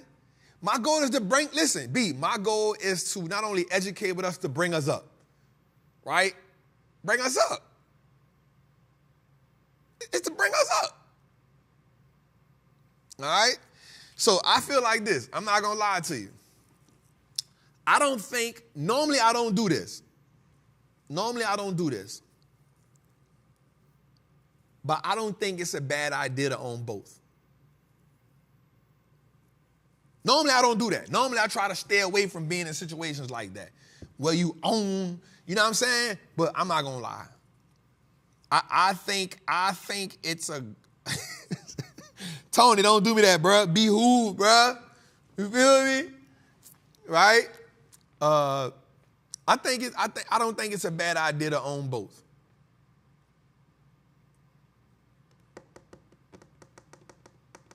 I don't think it's a bad idea to own both.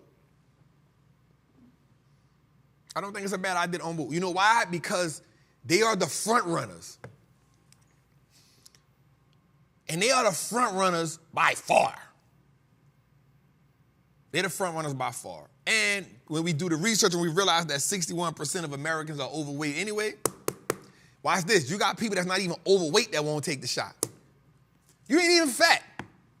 Let me change my word. You're not even obese. Let me change that. I'm not body shaming. You're not even obese. You just need if you walk a mile every day, you probably be all right. But you want the quick way. And the reason why this drug gonna be crazy because watch this. We have so many people that are right now so body conscious and so much body shaming going on. So many people that don't love themselves. So many people that want to fix the smallest things in themselves without the work. We are in a world right now where self-love is at an all-time low. We live in a world right now where self-love is at an all-time low. And if you don't do the inner work within yourself, this world will make you think you are super ugly. This world will make you think you are atrocious.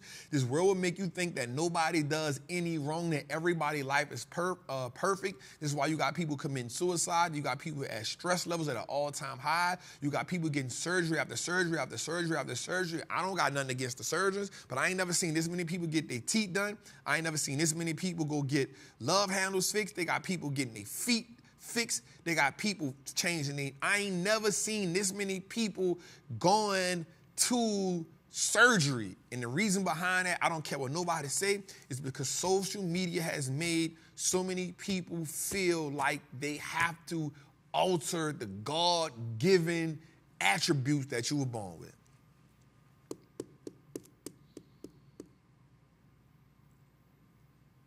Nobody wants to do it.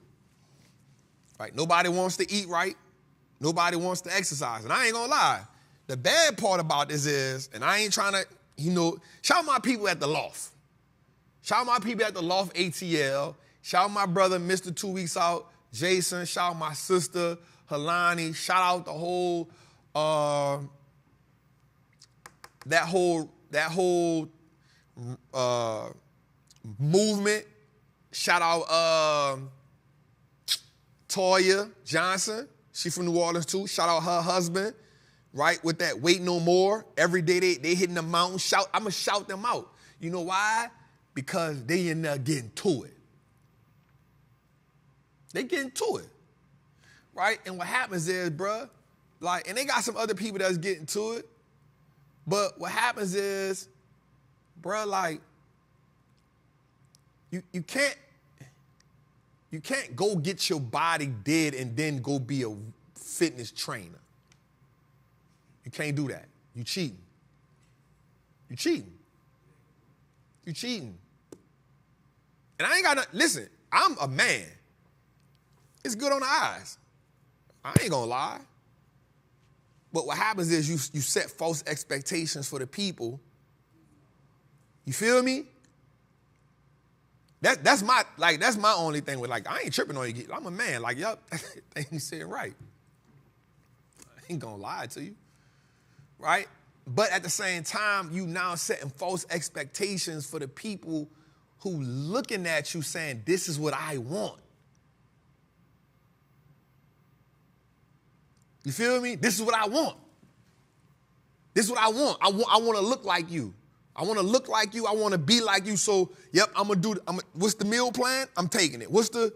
I think men got it a little different because we know them do, damn, bro. God damn. We know they don't work for it. Well, they got the fake stuff for men not too, right? But I ain't going to get into that. But for the dudes, I know them dudes been cocky since been. The dudes I know. You know what I'm saying? So for men, for us, it's kind of different. Because you like, damn, bro, why you build like a G.I. Joe dog? Damn, I got to go sit in this damn sauna. I got to go put this gym in my garage so I can see it every day. You know what I'm saying? But for women, it's so hard, bro, because you don't know. And now you chasing this, and then I ain't never seen this many white teeth in my life. I don't got nothing against it. But I be like, damn, like I remember when you had diamonds in your mouth, you be like, damn, now I'm just like, damn, bro, them pearly white. They white, bro. They white. They white. You feel me? Ab etching.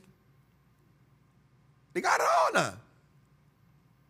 So they got so many people that, bro, like people, this was wrong with the world. Say, bro, this was wrong with the world. So this is why I take 2 days out of the week and make sure my daughter don't watch no TV. You can't watch no TV, you can't get on the game. You know why? We got to read. We got to read because I don't need you indoctrinated by a society that's programming you that don't even like their damn self. I remember this not too long ago, and I don't want to bring this up. It's a hard subject. I remember they had a girl in Atlanta, bro. Beautiful young queen, bro. Workout queen. Bro, I'm like, bro, she getting to it. She hit me up one day. She wanted to get into the market. She was like, man, look, I'm making, some money with the stocks. I'm making some money in this fitness, and I want to get into the stocks. I'm like, bet, take the beginner's course. You do. She's like, all right, cool. Bro, like 6 months later, she killed herself. She done wrote a whole letter. I don't deserve to be here. As much as I try, I feel ugly on the outside. Bro, and I'm looking at, when I saw the thing, I went and looked at the girl page. I was like, where? Where did we see this at? You feel me? And that's what happens in this world, bro. We got so many people that are being hurt by the stigma of the perfect body, the stigma of the perfect butt, the stigma of, bro, I remember when Nia Long, I know she crazy right now, but Jada Pinkett, Aaliyah, Left Eye, bro, I remember we used to be like, that's it. You feel me? I remember like, oof. You know what I'm saying? Monica. That was you know what I'm saying? Even with Lil' Kim and Foxy Brown, like they wasn't no voluptuous. They was like the petite joints. You know what I'm saying? And then out of nowhere, I woke up one day, I came home from prison.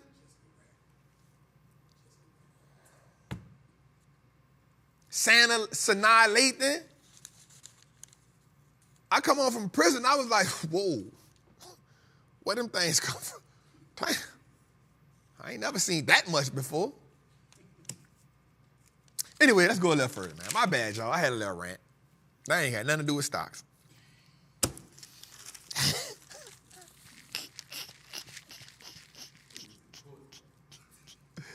I felt like it was, cuz. I felt like it was very important for the show. I felt like that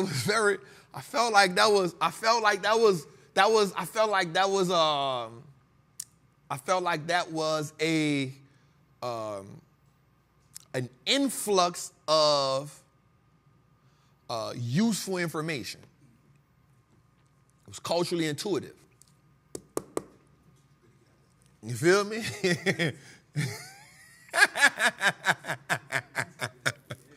Huh? I'm living there, B. I ain't turning around. I'm living there. They're going to have to get this out of me, man. And the dope part is I'm using them in such right context. Like, you know how, like, people you be like, bro, why you ain't even using the word right? Like, I'm using them, Ooh, y'all better get used to this. Y'all better get used to this. Y'all better get used to this. We taking y'all up. We taking y'all up. Right? Somebody say that was a behoovement. Hey, I want y'all to know I love y'all, man.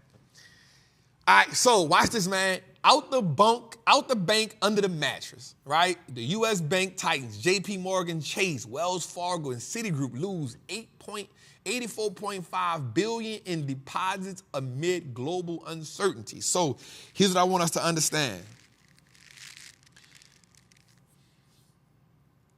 There is 100% an idea that, so first of all, shout out to Steve for that graphic. Let's just shout Steve out for that graphic. You feel me? Hey, Dave, somebody showed me something maybe like a week ago where do you be showing like what's coming up next? That was Steve? Bro, that was so dope. That was so dope. He showed like what's coming up next. I said, ooh, that's good, dog. I like that. We evolving.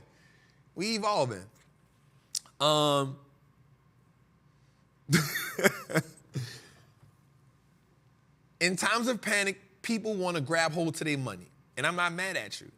But what I need us to do is I need us to be in position that way we can get out of this kind of mindset, right? And what happens is while we understand that the bank isn't the safest place to have our money, what places do we have money that we know are, watch this, stored value? Where can the bank doesn't store the value, right? So I want us to go look for asset classes with stored value. Because that's what's going to help us truly exceed in the game, right? And when we go to this next statue, this next graphic, I'm going to show y'all something, right? And not only have banks lost, so that means people went got their money out the bank. People went withdrew money, right? So, but my mind is, you take the money out the mattress and where you put it. I mean, you take the money out the bank, where you putting it? In the shoebox? So now we back to shoebox money.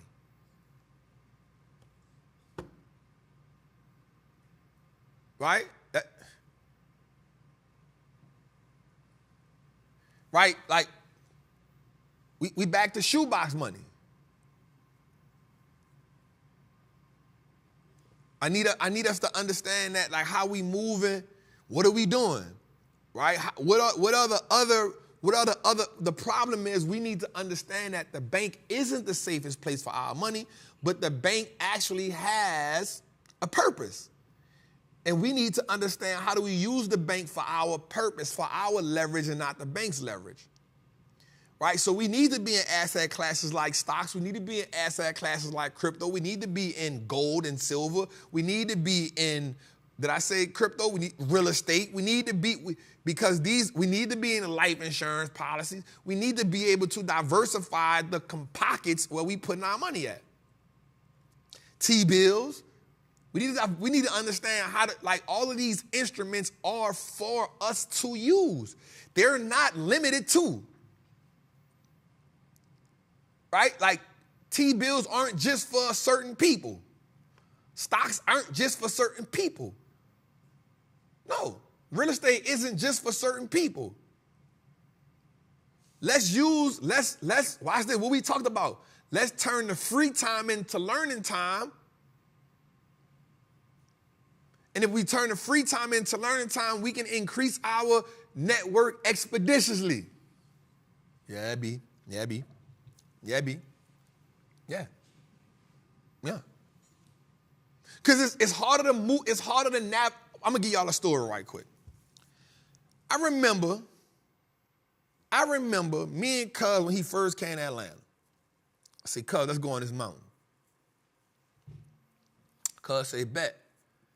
I specifically told Cuz the last time I got off this road and went down the hiking trail, I got lost. I said, Cuz, I'm not going down that trail. Cuz was like, all right, shit, first of all, I didn't want to be on the mountain in the first place. That's what Cuz was saying. Cuz was saying, I don't want to be on the mountain in the first place. But since you got me here, we doing the mountain. So that's about 2 times. I'm like, all right, cuz got it. Maybe the second time, right? Second time? Maybe the third time, because cuz had done built this wind up. Yeah. So cuz says, I said, cuz, man, you know what, cuz? Let's go hit the trail. Now, I done went against my own teaching. I ain't let the experience marinate enough. Me and cuz go down the trail.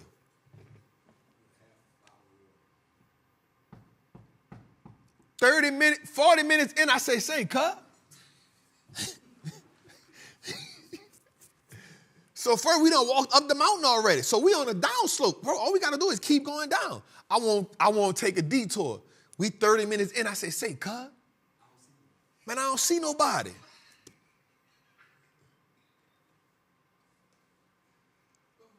Cuz like, man, we good. It's all right. Cuz been in the army. He ain't tripping. He like, we good. We got 1 bottle of water. He got his bottle. I got my bottle. I'm like, cuz, we can't drink because I don't know how. I'm like, we got to just like. Cuz like, all right, cuz. So look, check this out. We got 1 hour and 30 minutes in. I say, cuz, where the pocket knife at?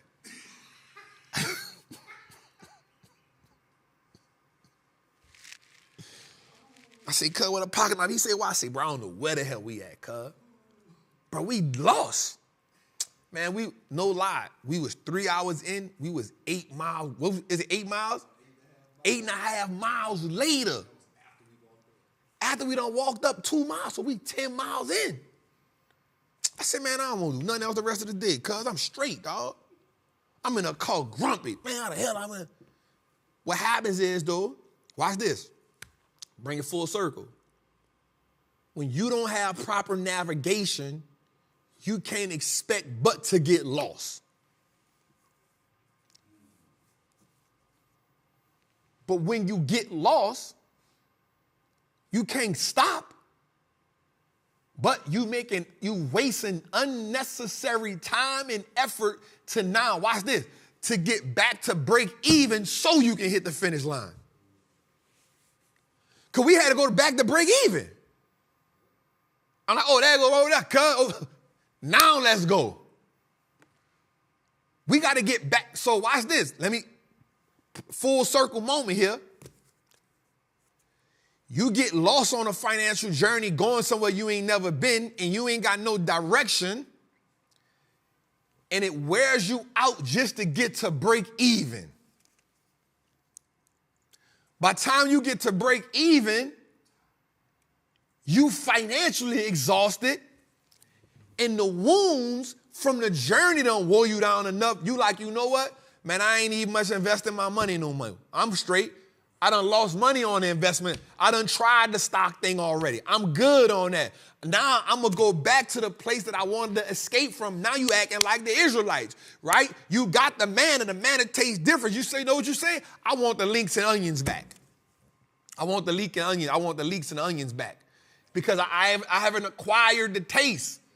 This is an 11-day journey. Why is it taking me 40 years? It's taking me 40 years because mentally I ain't prepared for this. But I ain't willing to go through it, so you know what? Take me back to Egypt, fam. Take me back to Egypt. Are there not graves in Egypt?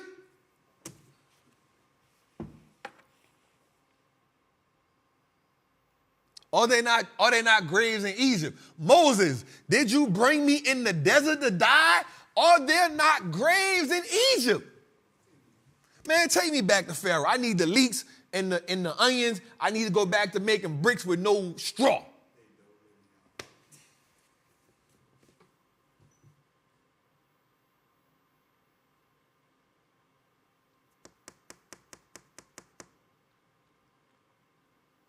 All right, let's move on.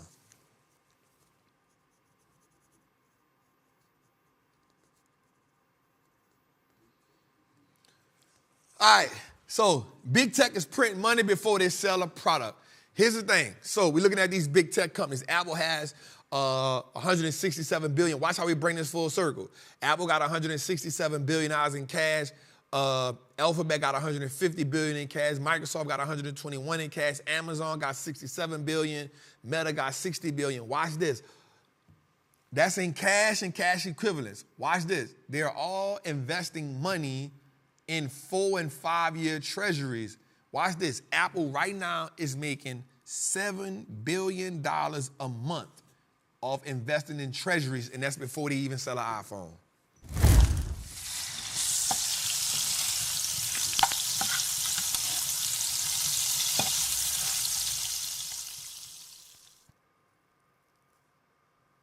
$7 billion a month because they are doing what? They are taking advantage of another wealth tool, right? They're taking advantage of another wealth tool. What is the tool, Trap? Well, watch this. Watch this. Wealth is also a situational game, right? Remember one of the things we said, we got to change our perspective. Okay, I may not be comfortable in the market doing what the market doing. Check this out. Let me go ahead and take advantage of these treasury bills right quick. That's giving me 5%. Matter of fact, I got 167 billion. Let me drop 60% of it, because it's better than me having money on sitting nowhere. Let me drop 60, 70% of it in here, get it back in 30 days. Let me go on and get that. Warren Buffett invested 50 billion in T-bills and getting 5 billion something a month. Yo, remember it. What this market called for? Is it calling for T-bills? Is it calling for real estate? Is it calling for stocks? Is it calling for crypto? Which one is getting rewarded the most so I can still allocate to the one that's being rewarded in the, not in just in the stock market, but in the market in general? What's my play on the board? What's my best play on the board? Okay, the market running. Let me do this. Let me do cover calls. Let me do a wheel strategy. Let me sell cash secured puts. Let me do naked put. Let me do leap options. Let me day trade. All right, cool. The market going crazy right now. Okay, let me get real estate. Let me wholesale it. Let me take the equity out. Let me do the bird method. Okay, bet. Let me get the T-bills right quick. This was popping. How are we becoming the asset allocators? That's what we got to come. Being able to see the play and take advantage of opportunity. Ooh, this is about to be good, B. This is about to be good. Your perception of the opportunity is synonymous with your expectation of what you think the market gonna do next. Your perception of the opportunity, meaning you only see the opportunity based on what you think the next step is, right? But watch this. You only can have an idea what the next step gonna be is if you got experience being in the situation prior to. Okay, let's make that make sense. A great quarterback goes to the line. No matter what the play is that's called, when the quarterback goes to the line, he got 3 plays. That's cool, he got 3 plays. But watch this. Even inside of those plays, he also can say, a certain signal that causes for a hot route to a specific player. Right? I don't care what the play is. I can look up and say, oh, you got him on you. Hey, Omaha YZ. That's, oh, I got him on me. I'm flying. I'm sure every time Tua gets to the line and he see a certain person on Tyreek, he just say, man, run. Don't even, just run. He a rookie. He'll just run. What happens is you got to have the ability to get to the line and say, this is the market doing. I'm analyzing everything. Once I analyze everything, oh, this play ain't going to work. Matter of fact, none of the 3 plays I got is for, I see a specific thing. Yo, go, man, just run straight. He can't even check you. Okay. Let's go to basketball. Okay, you calling something? Oh, they can't stop him. Hey, we're going to go pick and roll because they can't stop it. We was going to feed you, but because we know he can't check, this a mismatch, we're going to go pick and roll all night. This ain't even a place cold call. But what happens is I'm the point guard and I see it.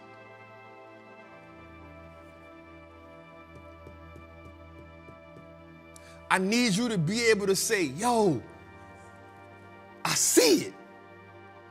so this is why this is the prime time. This is the opportune time for us to be in the market. Why? Because this is going to build so much financial fortitude, and it's going to build your resistance level so much to where you can take advantage of whatever way the market going. I don't care what the market doing. Bet, guess what? I'm going to pivot right here, Trap. Even me, look, yo, you know what? This is not the market to be using Trap. We might don't get up. This is not the market to be going 100% all the time. So guess what? We're going to go for 50% now. But once we get 30, we might take a little bit off the top. Once we get 35 or something, we might take a little bit off the top. You know why? Because it usually takes us about 3-4 months to go get 100%. So we're going to alternate because we're not day trading. I bet. Being able to alternate, keep learning. When I took the L in AVGO, I said, hey, y'all, even though I took the L, here's what I learned. Anything, once the market gets to, once that 10-year gets to 4775, that's a pressure point. The market started going down. It did it 2 times in a row. Guess what? The 3rd time I said, oh, I got it now. Bet. If it do it again, guess what? Put. It done hit a pressure point. And the only reason, that's why I said the only reason the market not going down right now is because it's optimistic about the technology stocks that's going for earnings. Anything other than that, we'll still be having a red day right now. Last 2 days would have been red. So guess what that tell me? All right, Trap. Be in position. Be in position to do what? The option plays we in right now, they may run, but after that news wear off, and if that 10-year and that VIX is still high, bruh, you know what's happening. I bet we gon'. That's the equivalent to me going to the line saying, oh, I see you, Ray Lewis. I see you, Ed Reed. Oh, I know it. I know what that defense look like. Hey, don't go slant.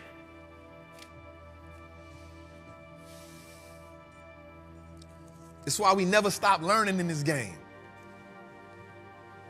It's why we never stop learning. It's why, again, you turn that free time into learning time, and you can expeditiously increase your wealth, because if you don't, your ignorance will be expensive. We got to be able to extrapolate the lessons that's come from the losses. We got to be able to do that.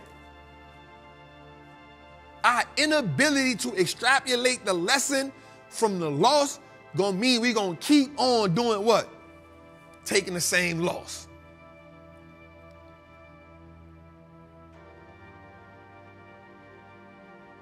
Let's go a little further.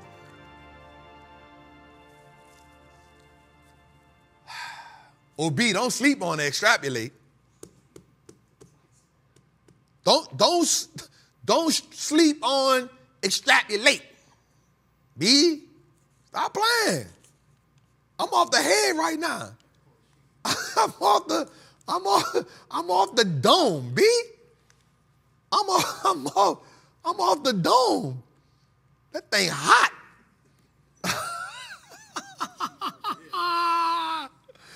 I'm hot. All right, y'all, let's talk about this now. I want y'all to pay attention to this, y'all. How y'all feeling tonight, man? Let me know, man. How y'all feeling tonight, man? Ooh, I like that. Somebody said Trap is preaching, but it ain't hope. It's substance to an ear truly listen. Man, ooh, thank you so much for that. Thank you so much for that. All right. All right, so I want to say this right quick, and then we'll go to flush it or flip it after this. I want to hit these 2 right here. Watch this. Student payment loans are now wreaking havoc on households. And here's why. If we can see this one way over here in October, we can see that it was low when it was down, and now that it's back up, you see how quick it shot back up to 38 at the very end? It's showing us that people now are having a hard time. Now it's already affecting, right? Think about it. You didn't have to pay it for a minute. Now that it's back. And you know what's crazy, B? You know what's really crazy to me right now? What's really crazy to me right now is, again, America is giving so much money to these foreign countries for war. America also understands that the American people right now are... I'm in a bind, Nate. This is probably the worst possible time to bring these back. This is the worst possible time to bring student loans back when you know that the data says that, one, the data is saying that the economy is, the average person is at least behind on 1 to 2 payments. At least. We know that. We also understand that the average person, which means that the average American is now financially frustrated. We also know we're having more strikes right now than ever. More strikes right now than ever. Credit card debt is at an all-time high. Household debt just hit 1.7 trillion.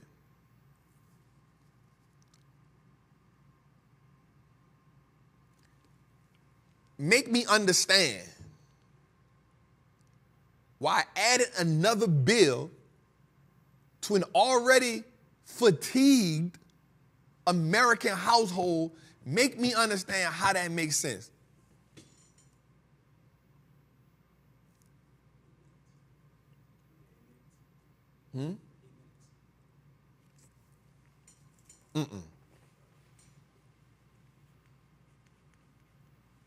Like, we got to understand, how does that make sense?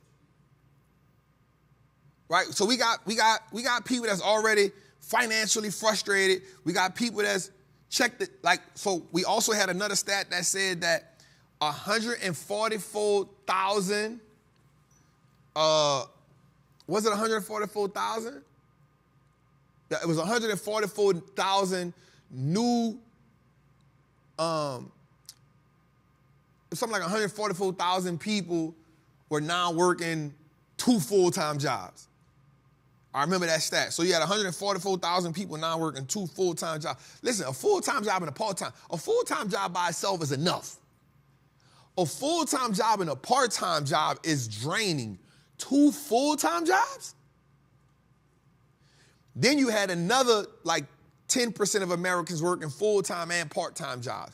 And, bruh, check this out. That was just to make ends meet. People in cities like California, states like California, New York, Connecticut, Arizona. Bruh, the cost of living is so high there. Now you slap that on top of, now you throw the student loan debt up in there.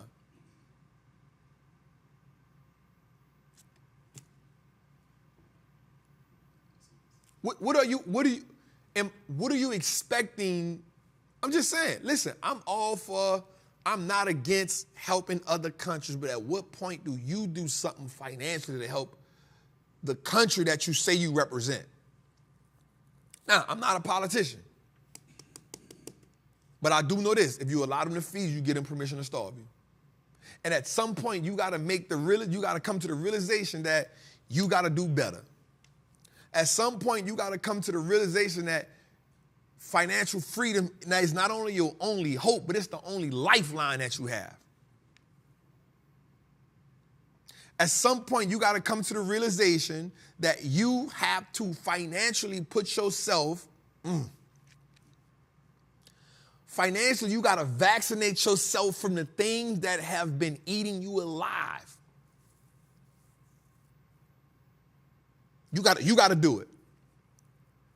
Right? You got to stop saying what you cannot do, and you got to start, again, I'm going to go back to the line. I'm not going to say it. I'm going to keep saying it, B. You got to go back to the situation where you understand that literally, let me say this. In the beginning, we talked about what? The talent being dug in the ground. We talked about the talent being, at this point, man, most people don't even got a talent, B. But they ain't even got nothing to bury.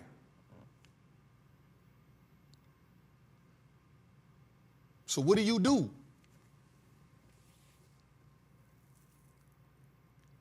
What do?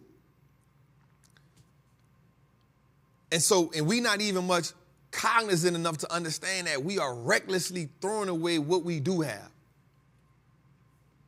Like with this reckless abandonment. And I've been saying this for a minute, listen, calm down on the trips. Calm down on the designer.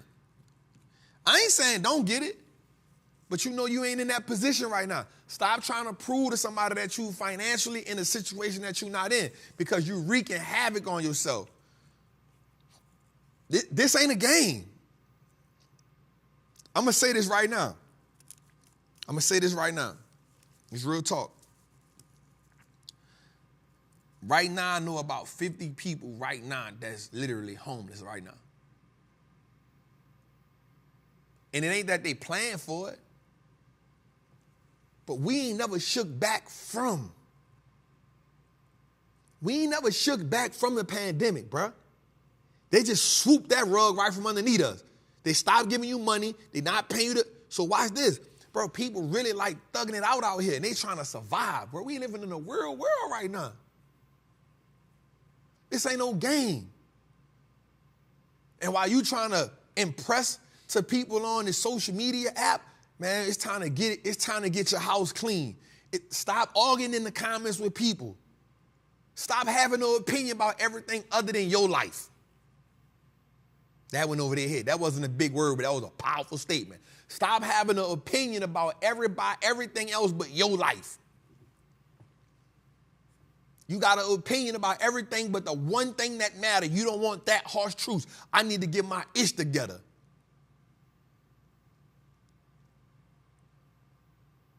That's what we need, because this real.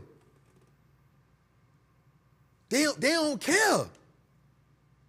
They don't care what you got to do to pay them their money.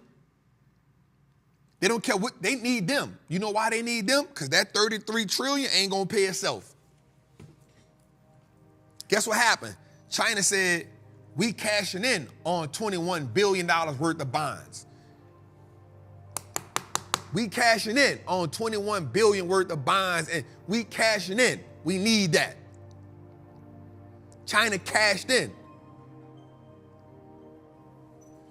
The U.S. Treasury Department, guess what they said? We going into quantitative tightening. What that mean? We ain't printing no more money. $90 billion not going into we not buying $90 billion worth of bonds. We ain't doing that no more. We got to get it up out of there. QT, quantitative tightening. Guess what? The yield's going to go up higher. You know why they're going to go up higher? Because nobody ain't buying the bonds no more. The bond auction is getting a little empty right now. Guess what? Because our biggest three buyers, the Federal Reserve is the number one biggest buyer of U.S. bonds. They said we getting our balance sheet right. Japan said we ain't buying them no more. We getting out. And China said we ain't buying them. Guess what? I don't care how many bonds you and me buy. Guess what? We ain't got another be buying no billions. And China said, this is the first time China said it. China said, I need 27 billion. I need it. I got my own thing. Cash me out. Cash me out. Bill Ackman, one of my favorite investors, he said, hey, I'm closing my short position. He said, you know why I'm closing my short position? Because he made a killing. He had a short position on the 30-year treasuries. It went from 95 to 84. Imagine when you playing with, that's an $11 gap, something like that. Imagine how much he made on that falling down. And guess what he just said? Hey, yo, I'm cashing out. I'm getting out. Hey, yo, Doe, let me out. You know why he said he cashing out? He said, because there's too much uncertainty for me right now. It's too many geopolitical headwinds in the game right now. Bro, this game is real. And the crazy part is, bro, because we see these little green days in the market, we not taking it like it's real. We not taking our downtime and turning it to learning time. Y'all are, but we taking, oh, I ain't got nothing to do. Let me go out and have a drink. Oh, I ain't got nothing to do. Let me go take a trip. No. I just told B, I said, B, man, I realized I ain't gonna say, But on Uber Eats, I say, bro, I've been cooking the last week. I'm cooking, I'm juicing I ain't, no. And I know I'm financially in a straight position. I'm good. But guess what? I ain't cocky. I ain't ignorant. Bro, we've been in this thing for 3 years now. 2020 was the pandemic. 2021, 2022. We in 2020. We still in the same. In my mind, I thought we was going to be out of this by now. We still here, and it done got worse. Guess what? America added $1.7 trillion in debt this year. Once you add student loans to it, it comes up to $2.1 trillion in debt that's added this year. It ain't getting no better, fam. It ain't getting no better no time soon.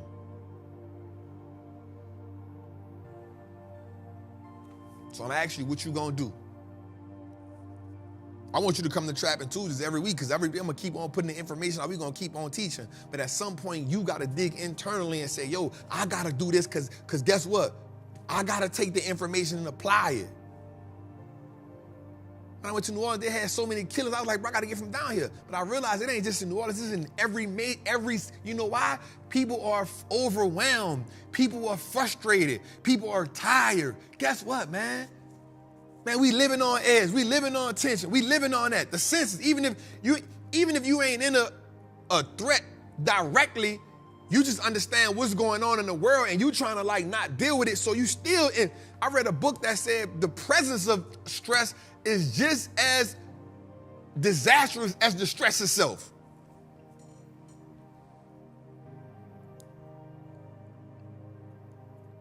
The presence of the stressful environment. And then we internalize it.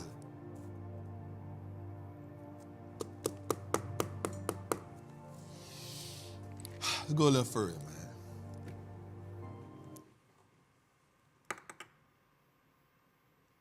All right, what we got next?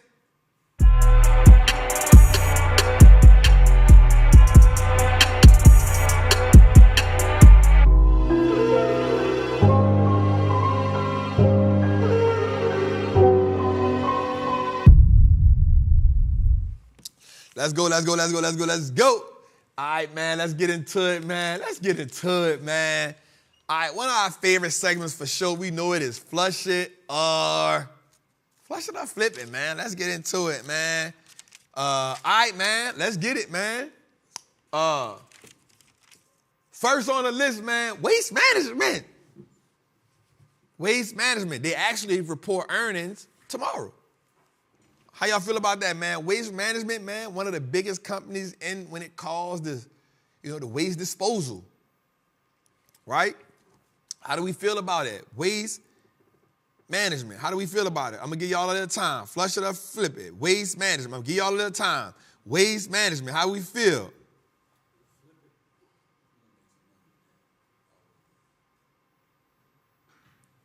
How do you feel? Flip it? I like it.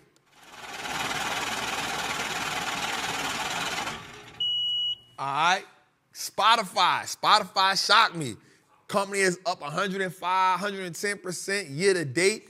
They added 226 million subscribers. That means the podcast is jumping. Hey, do me a favor right quick, man. Each and every Thursday, we drop a brand new episode of Trappin Tuesdays, but all during the week, y'all, we drop episodes. I need y'all to like, subscribe, share this out, but I also need y'all to download Trappin Tuesdays. I'm in that bag now. We going. Let's get it back in the chart. We done fell out the top 100, y'all. I don't like that. We put in too much work, but I'm going to take the charge for that. Go like, go subscribe, go download. Let's get it going. Spotify, how we feel about it? I like it. I ain't gonna lie.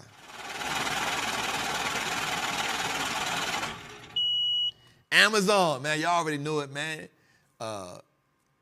Biggest cloud player in the game with AWS. Prime, that network is huge. They give us everything from soap to Pyrex dishes. Amazon, earnings is Thursday. Flush it or flip it.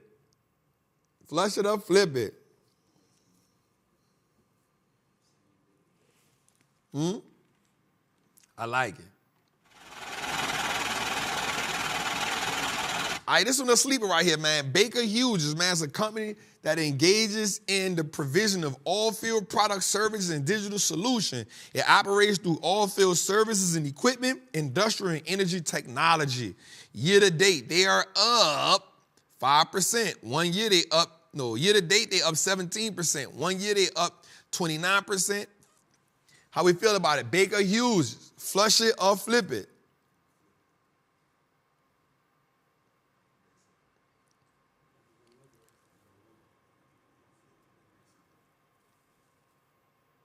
Baker Hughes, how we feel? Flush it or flip it. Baker Hughes, how we feel? Flush it or flip it. I ain't mad at Baker Hughes.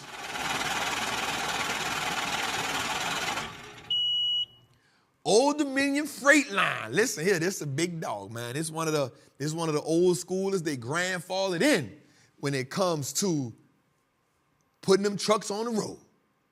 How we feel about it? Old Dominion, flush it or flip it.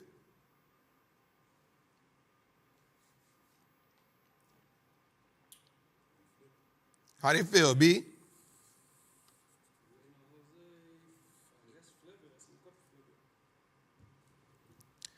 I like Old Dominion.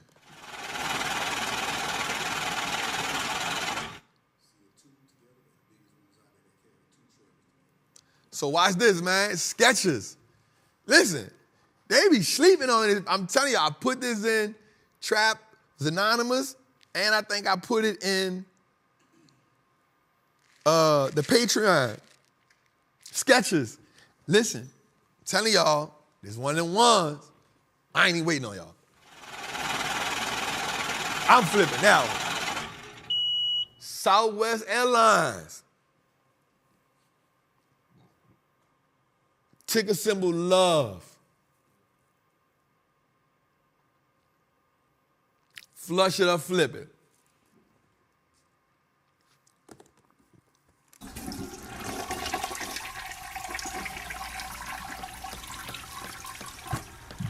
Now this one gonna shock y'all. AutoNation. Now you probably never paid attention to it, but they most of the time they're the Nissan dealerships. You paid attention to it? They most of the time it's the Nissan dealerships. It's called AutoNation. It's actually one of the biggest car ones in the world. Watch this. Year to date, they up 19%. They actually beating the S&P 500. In 1 year, it's up 33%. In 5 years, it's up 230%. Imports of premium luxury and corporate cars, the domestic segment of AutoNation, they franchise. They sell new vehicles manufactured by General Motors, Ford, and Stellantis. AutoNation, how we feel? Flush it or flip it? How they feel, B? I wonder why they flipping it. Probably because of what I just said, huh?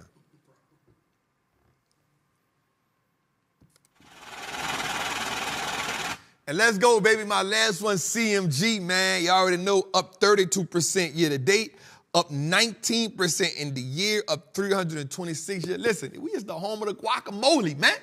The home of the bean burrito. Come on, man. The home of the burrito bowl. And we are right now about to put the robots, the robot bowl makers, bruh. Let's go, man. How we feel? CMG, man. CMG. CMG, we all we got. How we feel? Chipotle, flush it or flip it.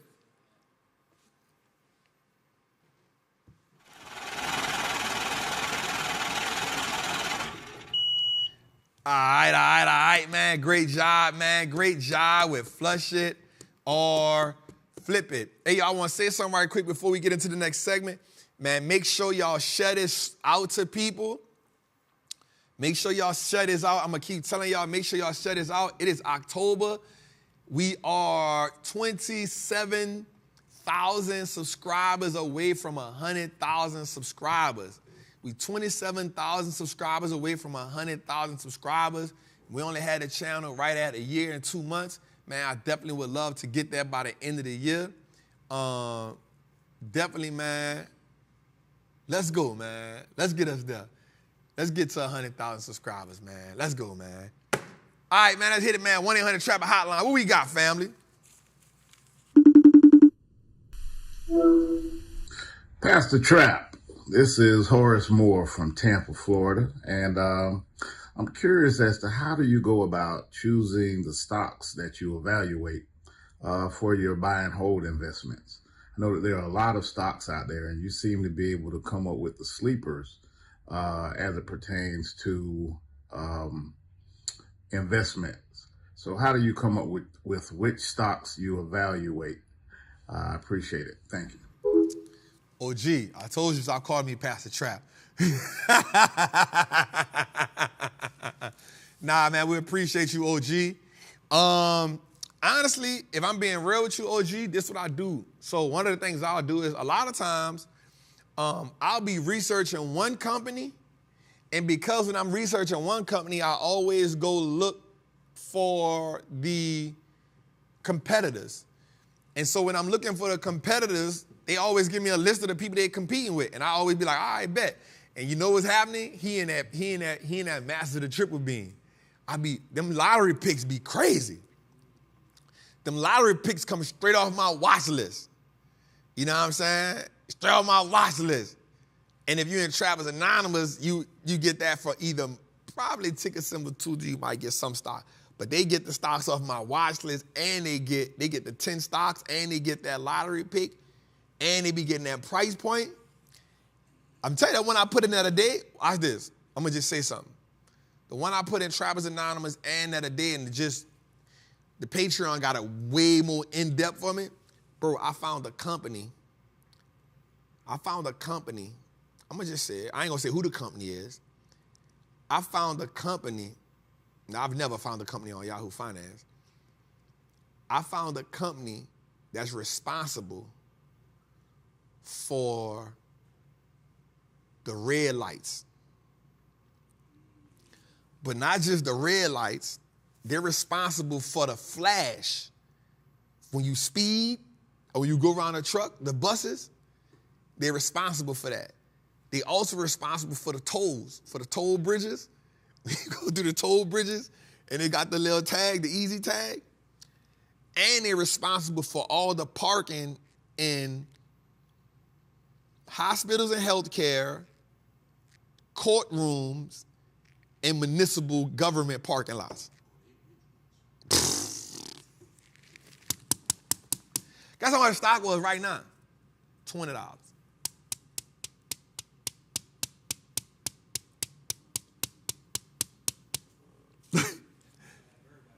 I know it, but here's the thing. It's going to be hard to find.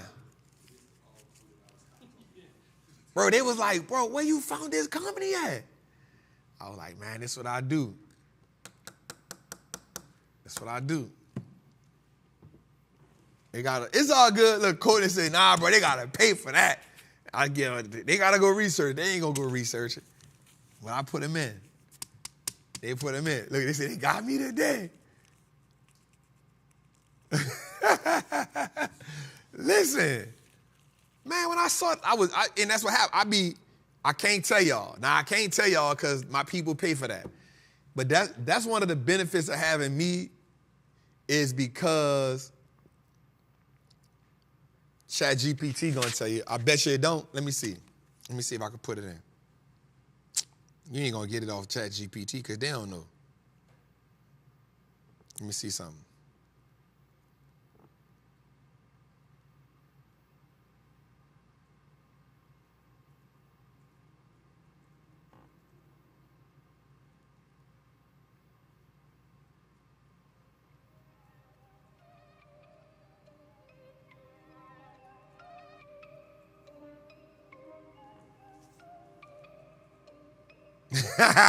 I'm not aware of any specific stocks that make these violations.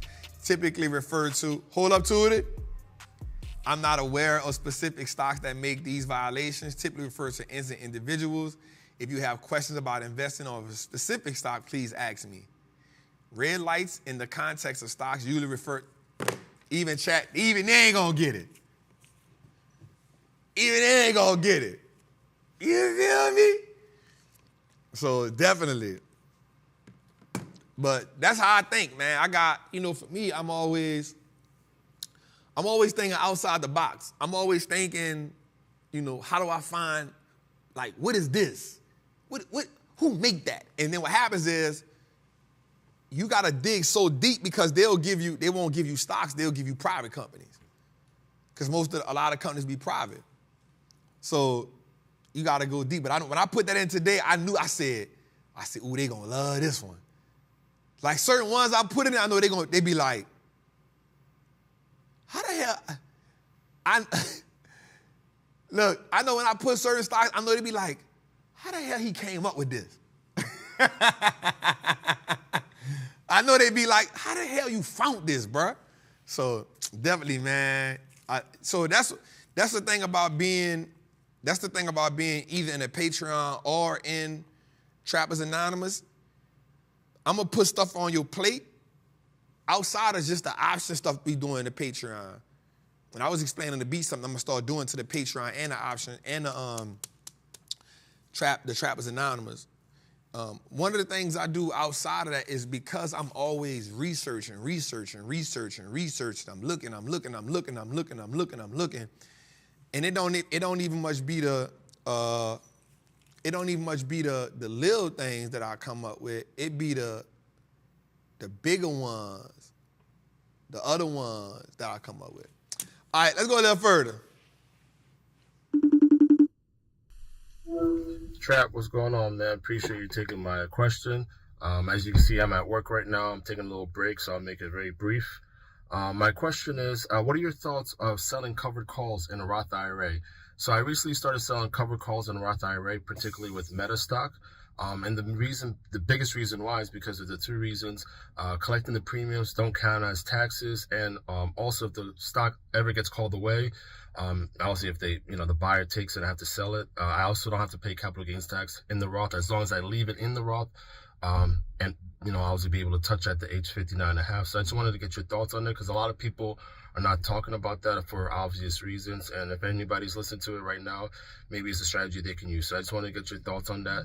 Appreciate everything you do. And like our teacher says, fill town, as far as selling covered calls, be the casino. So I figured I'd be the casino and compound my retirement a lot faster. So if just wanted to get your thoughts on that, and I appreciate everything you do. Thanks, Trap. Man, definitely, man. I'm definitely shout out to you, King. I see you grinding. I see you doing what you got to do to get it done. I'm definitely for that. And you know what's crazy? Phil Town was the first man I paid $16,000 to. But he couldn't educate me. Don't get me wrong. He wasn't it for me. Like he ain't get it. He ain't speak it in my language. You know what I'm saying? Like, and when I went in the room, it was nothing but different people than me. And he couldn't speak to my language. But definitely, man, I definitely feel like selling covered calls out the Roth IRA is definitely a dope banger. It's a great way to build. It's a great way to build your capital. And like you said, be the casino, fam, for sure. Let's go, man. Let's go a little further. What we got, Dave? Hey, what's up, Trap? This your boy Keith, man. Look, been rocking with you since week 28. It's been a heck of a ride. Some bumps in the road, but you know what? We still trapping, bro. Check it out. Interest rates are high. Markets are struggling. We got war overseas, massive debt. Feds want unemployment to rise. Japan not buying treasuries. Yields are popping. A lot of economic factors right now pointing to negative sentiment. My question for you is, what is your faith in the market to perform and continue to trend upwards? And would you recommend liquidating and or transitioning to safer assets like bonds while the world calms down, or not? Let me know what you think. I like that question. And the reason why I like that question is because the king is looking for ways to pivot. I don't think you liquidate completely from the market. What I do think you do is I think you look for asset classes that can still perform. So do you get in the T-bills right now? Of course you do. Why not?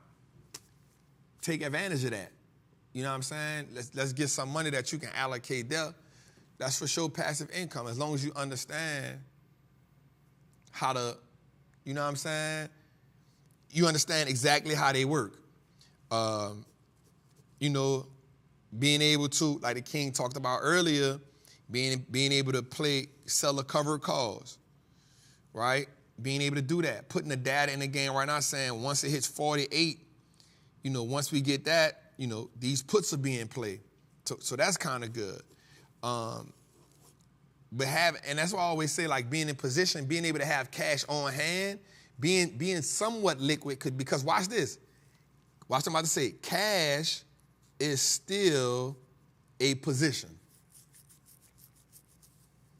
Being in cash is still a position. If you go look at any fund manager, they have a percentile that they are allocating towards cash, whether it be 15%, whether it be 20%. Cash is still a position. And so because cash is still a position, I want you to be in cash at some point, right? Because that's the only way you're going to be able to take advantage of everything that's going on right now, King. I want to also tell you, man, keep your head up, bro. No matter what you're going through, or no matter what you went through, God ain't put you through nothing that you can't grow through, right? And I want you to understand that no matter what bumps in the road you made, no matter what happened, bro, if you check your track record, you done overcame some stuff before. You done overcame some pitfalls before. You know what I'm saying? So you going to be good, King. Stay focused, stay dedicated, stay 10 toes down. Don't give up. You built for this. Love. Let's go, man. What we got? We got one more? All right, we get into it. We trapping. What up, Trap? This is Khadija. You know, I always got a bunch of questions, but today I just got a few from last class. So my first question is, with people spending money that they don't have and charging it to the game, is it safe to say that I should be looking at calls on credit cards running up into the Q1 to catch that Christmas rush? I'm just saying, like, you know, I know you like American Express, but let's not say poor or broke. I like pre-rich, right? Pre-rich people tend to have Visa more than American Express. So should I be looking at Visa calls? Just trying to get your opinion on that. Second question is, where do I go to look at that treasury yield, 10-year treasury yield? You dropped that last class. That was a gem of all gems, right? So I need to know, where do I go to look at that? Because all last week, when it went over 5%, that market started falling. And I'm like, yo, Trap said that was going to happen. Like, am I the only one that does that? Like, really? And my third question is, who moves the pre-market? I don't know. Just a little simple question I just thought I'd ask. Thanks, Trap. That's my girl, Khadija, man. I love her so much. I see that hair growing. Girl. All right, so first of all, Khadija, let me say this. Don't call here asking me 3 questions, because now you're going to have people calling here asking 3 questions. But let you know right now, y'all call here asking 3 questions, I'm picking 1. Because I ain't state that rule, Khadija, I'm going to answer your 3 questions. Moving forward, you call here asking 3 questions, I'm answering 1. Now, you choose the 1. Don't try to finagle me and add 3 questions into 1. Right? All right. Man, I love Khadija, man. I remember when I met Khadija, she was in my first mentorship. And she came to my first workshop. She was like, yo, she came to me, B. She said, man, I don't know nothing about stocks. But it's like a year and something later, now Khadija doing calls. Trap, she in. So I love her. So Khadija, man, if you'd have got into the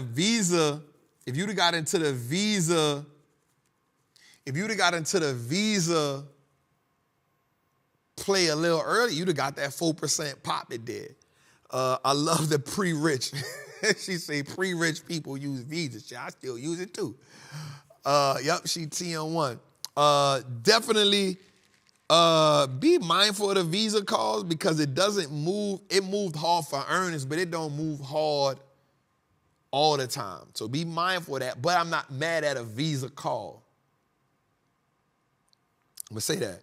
I'm not mad at a Visa call, but I think you missed it on a pop today because it popped 4% for earnings. Khadijah definitely was in Times Square. That's my girl. That's why we trapping. We came up with that in Times Square. The first time they ever saw Trap talk to a police. That boy said, what's your name? I said, Trap. He said, what's your real name? I said, Trap. I don't know you like that, partner. Next, the treasury yield. So you can, every time when you watching CNBC, you'll see it flash up there. As a matter of fact, it might be on my stories, Khadijah. Go look on my stories. Khadijah. I thought I had a story on there earlier. Wait. Damn, that ain't good. Man, did I put that in the wrong stories? Oh, I think I was live yesterday. Damn, that's crazy. But anyway, when you go on CNBC, that's how I look at it. When you go on CNBC, you'll see the little box. It'll say 20-year yield, 30-year, 5, 2. You'll see it. Matter of fact, in the morning, Khadijah, I'm going to do it, and I'm going to show it to you. I'm going to show it to you in the morning. And the last question she said was what? What moves in the pre-market or who? What moves the futures? Those futures be moving the pre-markets. Now he's in the futures. Or you go to FinViz. Yep, you can go to FinViz, but I always look at it live. I'm always looking at it live in real time. So FinViz because I'm looking at CNBC, I'm watching it live in real time. But you can go look at it now on FinViz. You can go look at it now, probably on Yahoo Finance too. But I look at it live in real time. Bloomberg, but I look at it live real time. When I'm looking at CNBC, it always pop up in the corner. Yep, it always pop up in the corner, man. There we go, man. All right, man, let's get it, man. Man. As we come to a close tonight, man, such an amazing episode tonight. I want to end it with saying that, man, I love this game. But it's time for us to recalibrate our ideologies, our philosophies about what's wealth, what's not wealth. Khadijah said something so amazing tonight. She said, I'm pre-rich. I like that mindset because she understands that every day she's taking the steps to getting where she got to go at. And she is a prime example that in a year and a half time, you can start with not knowing a thing about stocks to now learning how to trade, learning how to play the game, beating the market, having successful trades. Listen, she one of my mentors. Listen, nobody that she is right. Nobody asks me more questions than her. But because I understand that, one, she's dedicated. She's invested in herself. She's willing to do the work. She'll take off for a couple months and be like, Trap, I've been off a couple months, but I'm back at it. I love that dedication because I know the game can be overwhelming sometimes. But a lot of times when we get overwhelmed, we quit.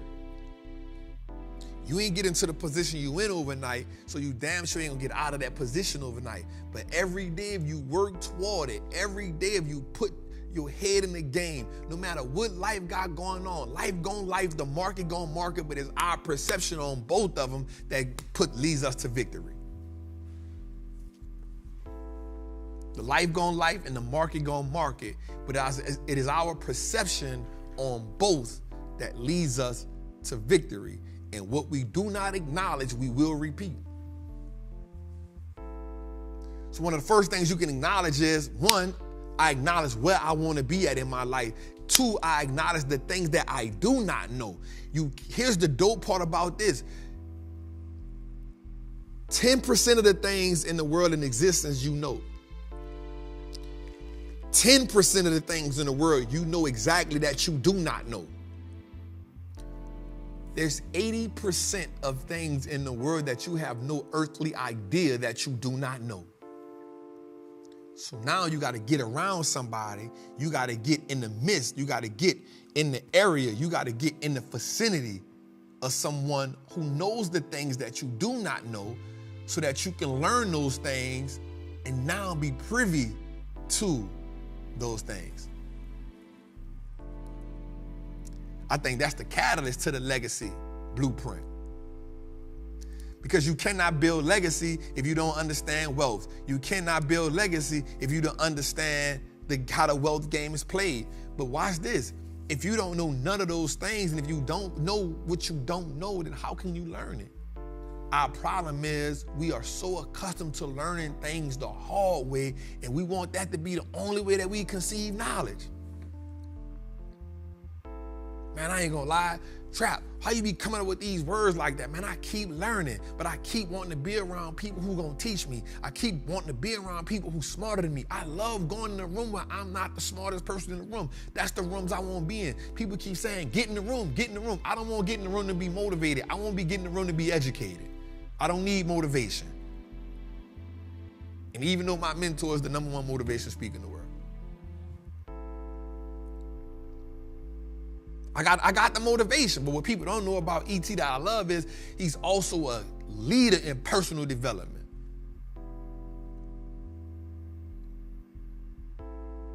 You want to develop your wealth, but you don't want to develop you personally. You want to lead your family, but you don't know how to lead yourself. You haven't led you successfully yet.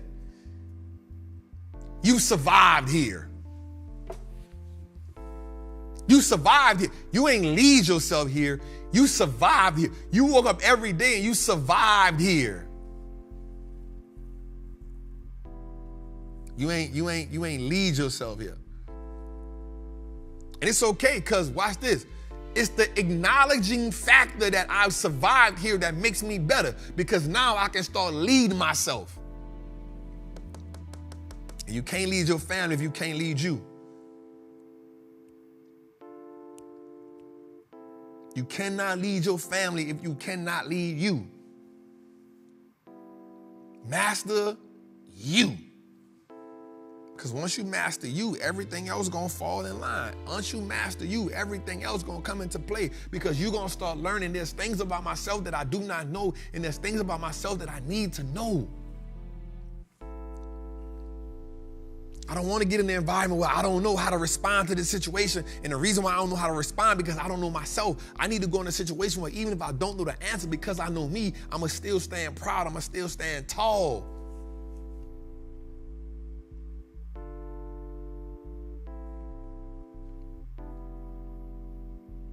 The legacy blueprint. I think the legacy blueprint starts with leadership. I've been telling my daughter something every day for the last week. There's some new rules that I've been incorporating, because I always try to find new rules to incorporate in her life, because it's my responsibility. Matter of fact, it's my obligation to program her a certain way. And me and her mom used to get into it about this. Not really fight, but she was like, don't program her. Like, if I don't program her, the world gonna program her. So I need to program her. I need to shape her perspective. I need to give her some points that she need to touch when she get in a bind or she get in a situation. My dad has already placed these reference points in my brain. So one of the things we talk about now is, I say, what's the 5 pillars to our family? Love God first, lead with love, respect, honesty, integrity. And I say, if you wrap everything you do around those 5 things, you cannot go wrong in the world. But I don't just tell it to her and then I explain it to her. Why we put God first? Because if we put God first, we can't go wrong. If we learn God's principles and rules for our life, God loves us. God loves us if we make mistakes. God, obey God. Look at the rules that God laid down for us. If we learn how to love God first, that sets the tone. Number 2, we lead with love. Well, how does that tie into number 1? Because if we lead with love, God leads with love. So if we lead with love, then people gonna give us that if we lead with that. But 2, we gonna lead with respect. So if we lead with love, if we love God, if we lead with respect, if we lead with love, then if a person gives us anything outside of that, then we go the other way. Why? Because we gonna enter the room, we in the room, God put us here. 2, boom, we leading with love. So we giving you respect out the gate. Man, what's good? Number 3, number 4, honesty. What's honesty? Telling the truth no matter what. Telling the truth no matter what. So that means even if I did the wrong thing, look, last night she broke a candle while I was in the office. I saw the candle, it was broke, but she was telling me something. I said, wait, hold up, this candle broke. I said, why didn't you tell me that? She said, because I thought I was gonna get in trouble. I said, first of all, watch this, what's our principles? Tell them to me. She told them to me. Then she said, honesty. I said, honesty is what? Telling the truth no matter what. You knew you broke that. Don't try to talk to me about homework when you knew you broke that.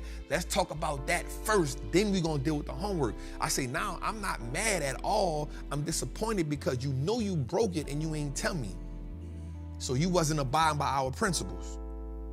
I said, so watch this. We're gonna add another no TV date to our days of the week. Why? Why? She said, because I ain't did by the principles. I wasn't being honest. I ain't tell the truth no matter what. And number 5 is integrity. What's integrity? Doing the right thing with nobody looking. If she operate in the world with those 5 principles, and so now I'm banging the principles every day, all day. I'm banging the principles every day, all day. I say, listen, they're going to tell you not to judge people. That's cool, but we're going to judge people based on our 5 principles. And if we're going to align with people that have our 5 principles, one, if a person loves God, we're going to rock with them. If a person don't love God, I'm going to be real with you. They can't abide with us. They can't rock with us. We don't got to hate them, but we base our life on God principles. 2, they got to lead with love. 3, they got to have respect. 4, they got to be honest. 5, they got to have integrity. If we keep them 5 principles at the base of what we're doing, we can judge people off those 5, and now we can live a life we already know we're doing. Boom, I can't go do that because this ain't the right thing. I ain't moving with integrity. If I got to keep it secret from my dad and my mom, and guess what? It ain't the right thing for me to do. I don't need to be doing it. I ain't leaving. So now I'm going to judge the rest of her life based off those core principles. I'm going to judge her life based on that. I'm going to judge her whole entire life moving forward based on those 5 principles. But Trap, why are you talking to me about your daughter right now? Because I'm telling you, what are the core 5 principles that you base your life on, that everything you do, you base your life. Yo, this ain't God love right here. This ain't honesty. This ain't integrity. This ain't respect. I'm not leading with love. This how you help get in the right situation, because if you're moving like that, you're going to attract what you are.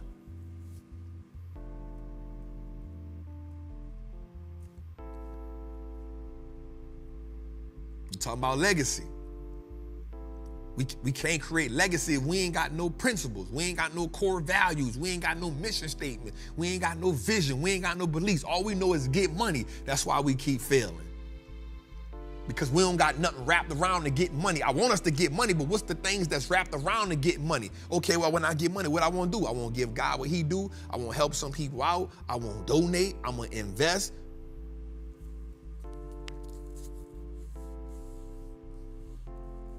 I remember I was in New York one time and I was talking to this Jewish woman. I met her at a pizza spot. She was an older woman. And we was talking about money, and she said something to me one time. She said, my father told me something about money, and it was a simple rule. She said, you got some people that hold money in their hand like this. Now, don't get me wrong. They got the money and they hold it in their hand. But guess what? Because you got your fist closed, you can't get no more money. And because they holding their hand closed like this, they holding on what they got, but they also not giving it an opportunity to let nothing else come in. She said, now when you hold, my daddy said, when you hold your hand like this with your money, what happens is, yes, you do get the money the opportunity to leave, but you also get the money to come back twice, 3 times, 4 times, 5 times of what you let go. So I always want to be like this. I would never forget that message. It was 1 o'clock in the morning at a pizza spot in New York. Never forget that message.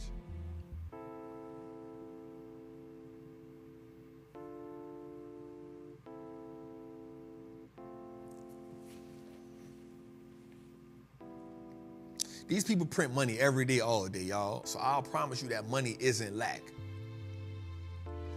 The only thing that's lack is your perception of it. So let's go back to the first thing. One of the first things we talked about is your financial algorithm. I want y'all to sit on that.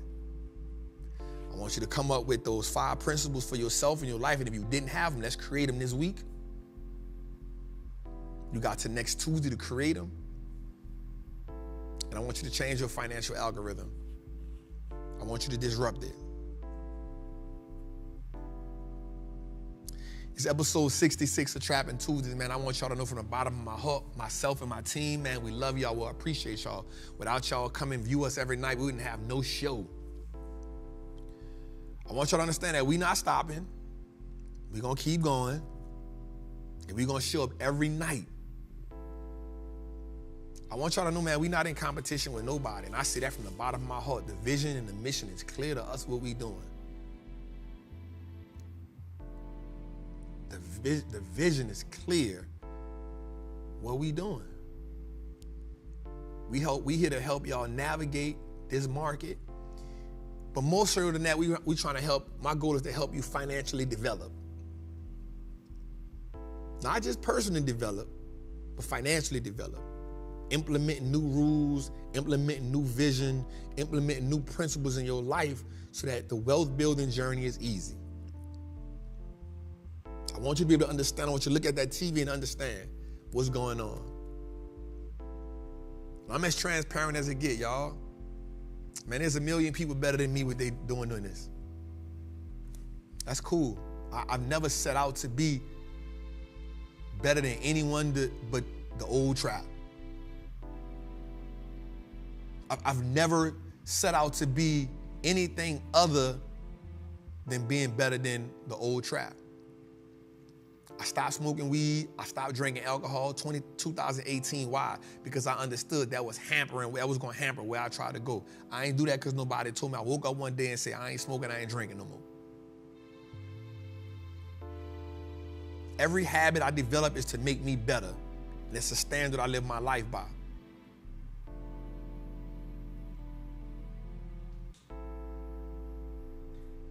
I always want to be better than the old trap.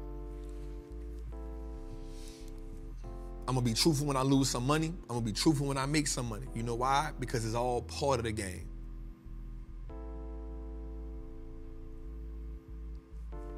It's all part of the game. I want to build one of the biggest communities that don't just motivate people, but I want to build one of the biggest communities that educate people, that educate families. That's what I want to do. I want to create shows. That's the goal for us moving forward. We want to create shows that help people enjoy the financial game. That's why you see our graphics looking the way they look. And we want to help you enjoy it. We want to laugh together. We want to make money together. My goal is to build a family.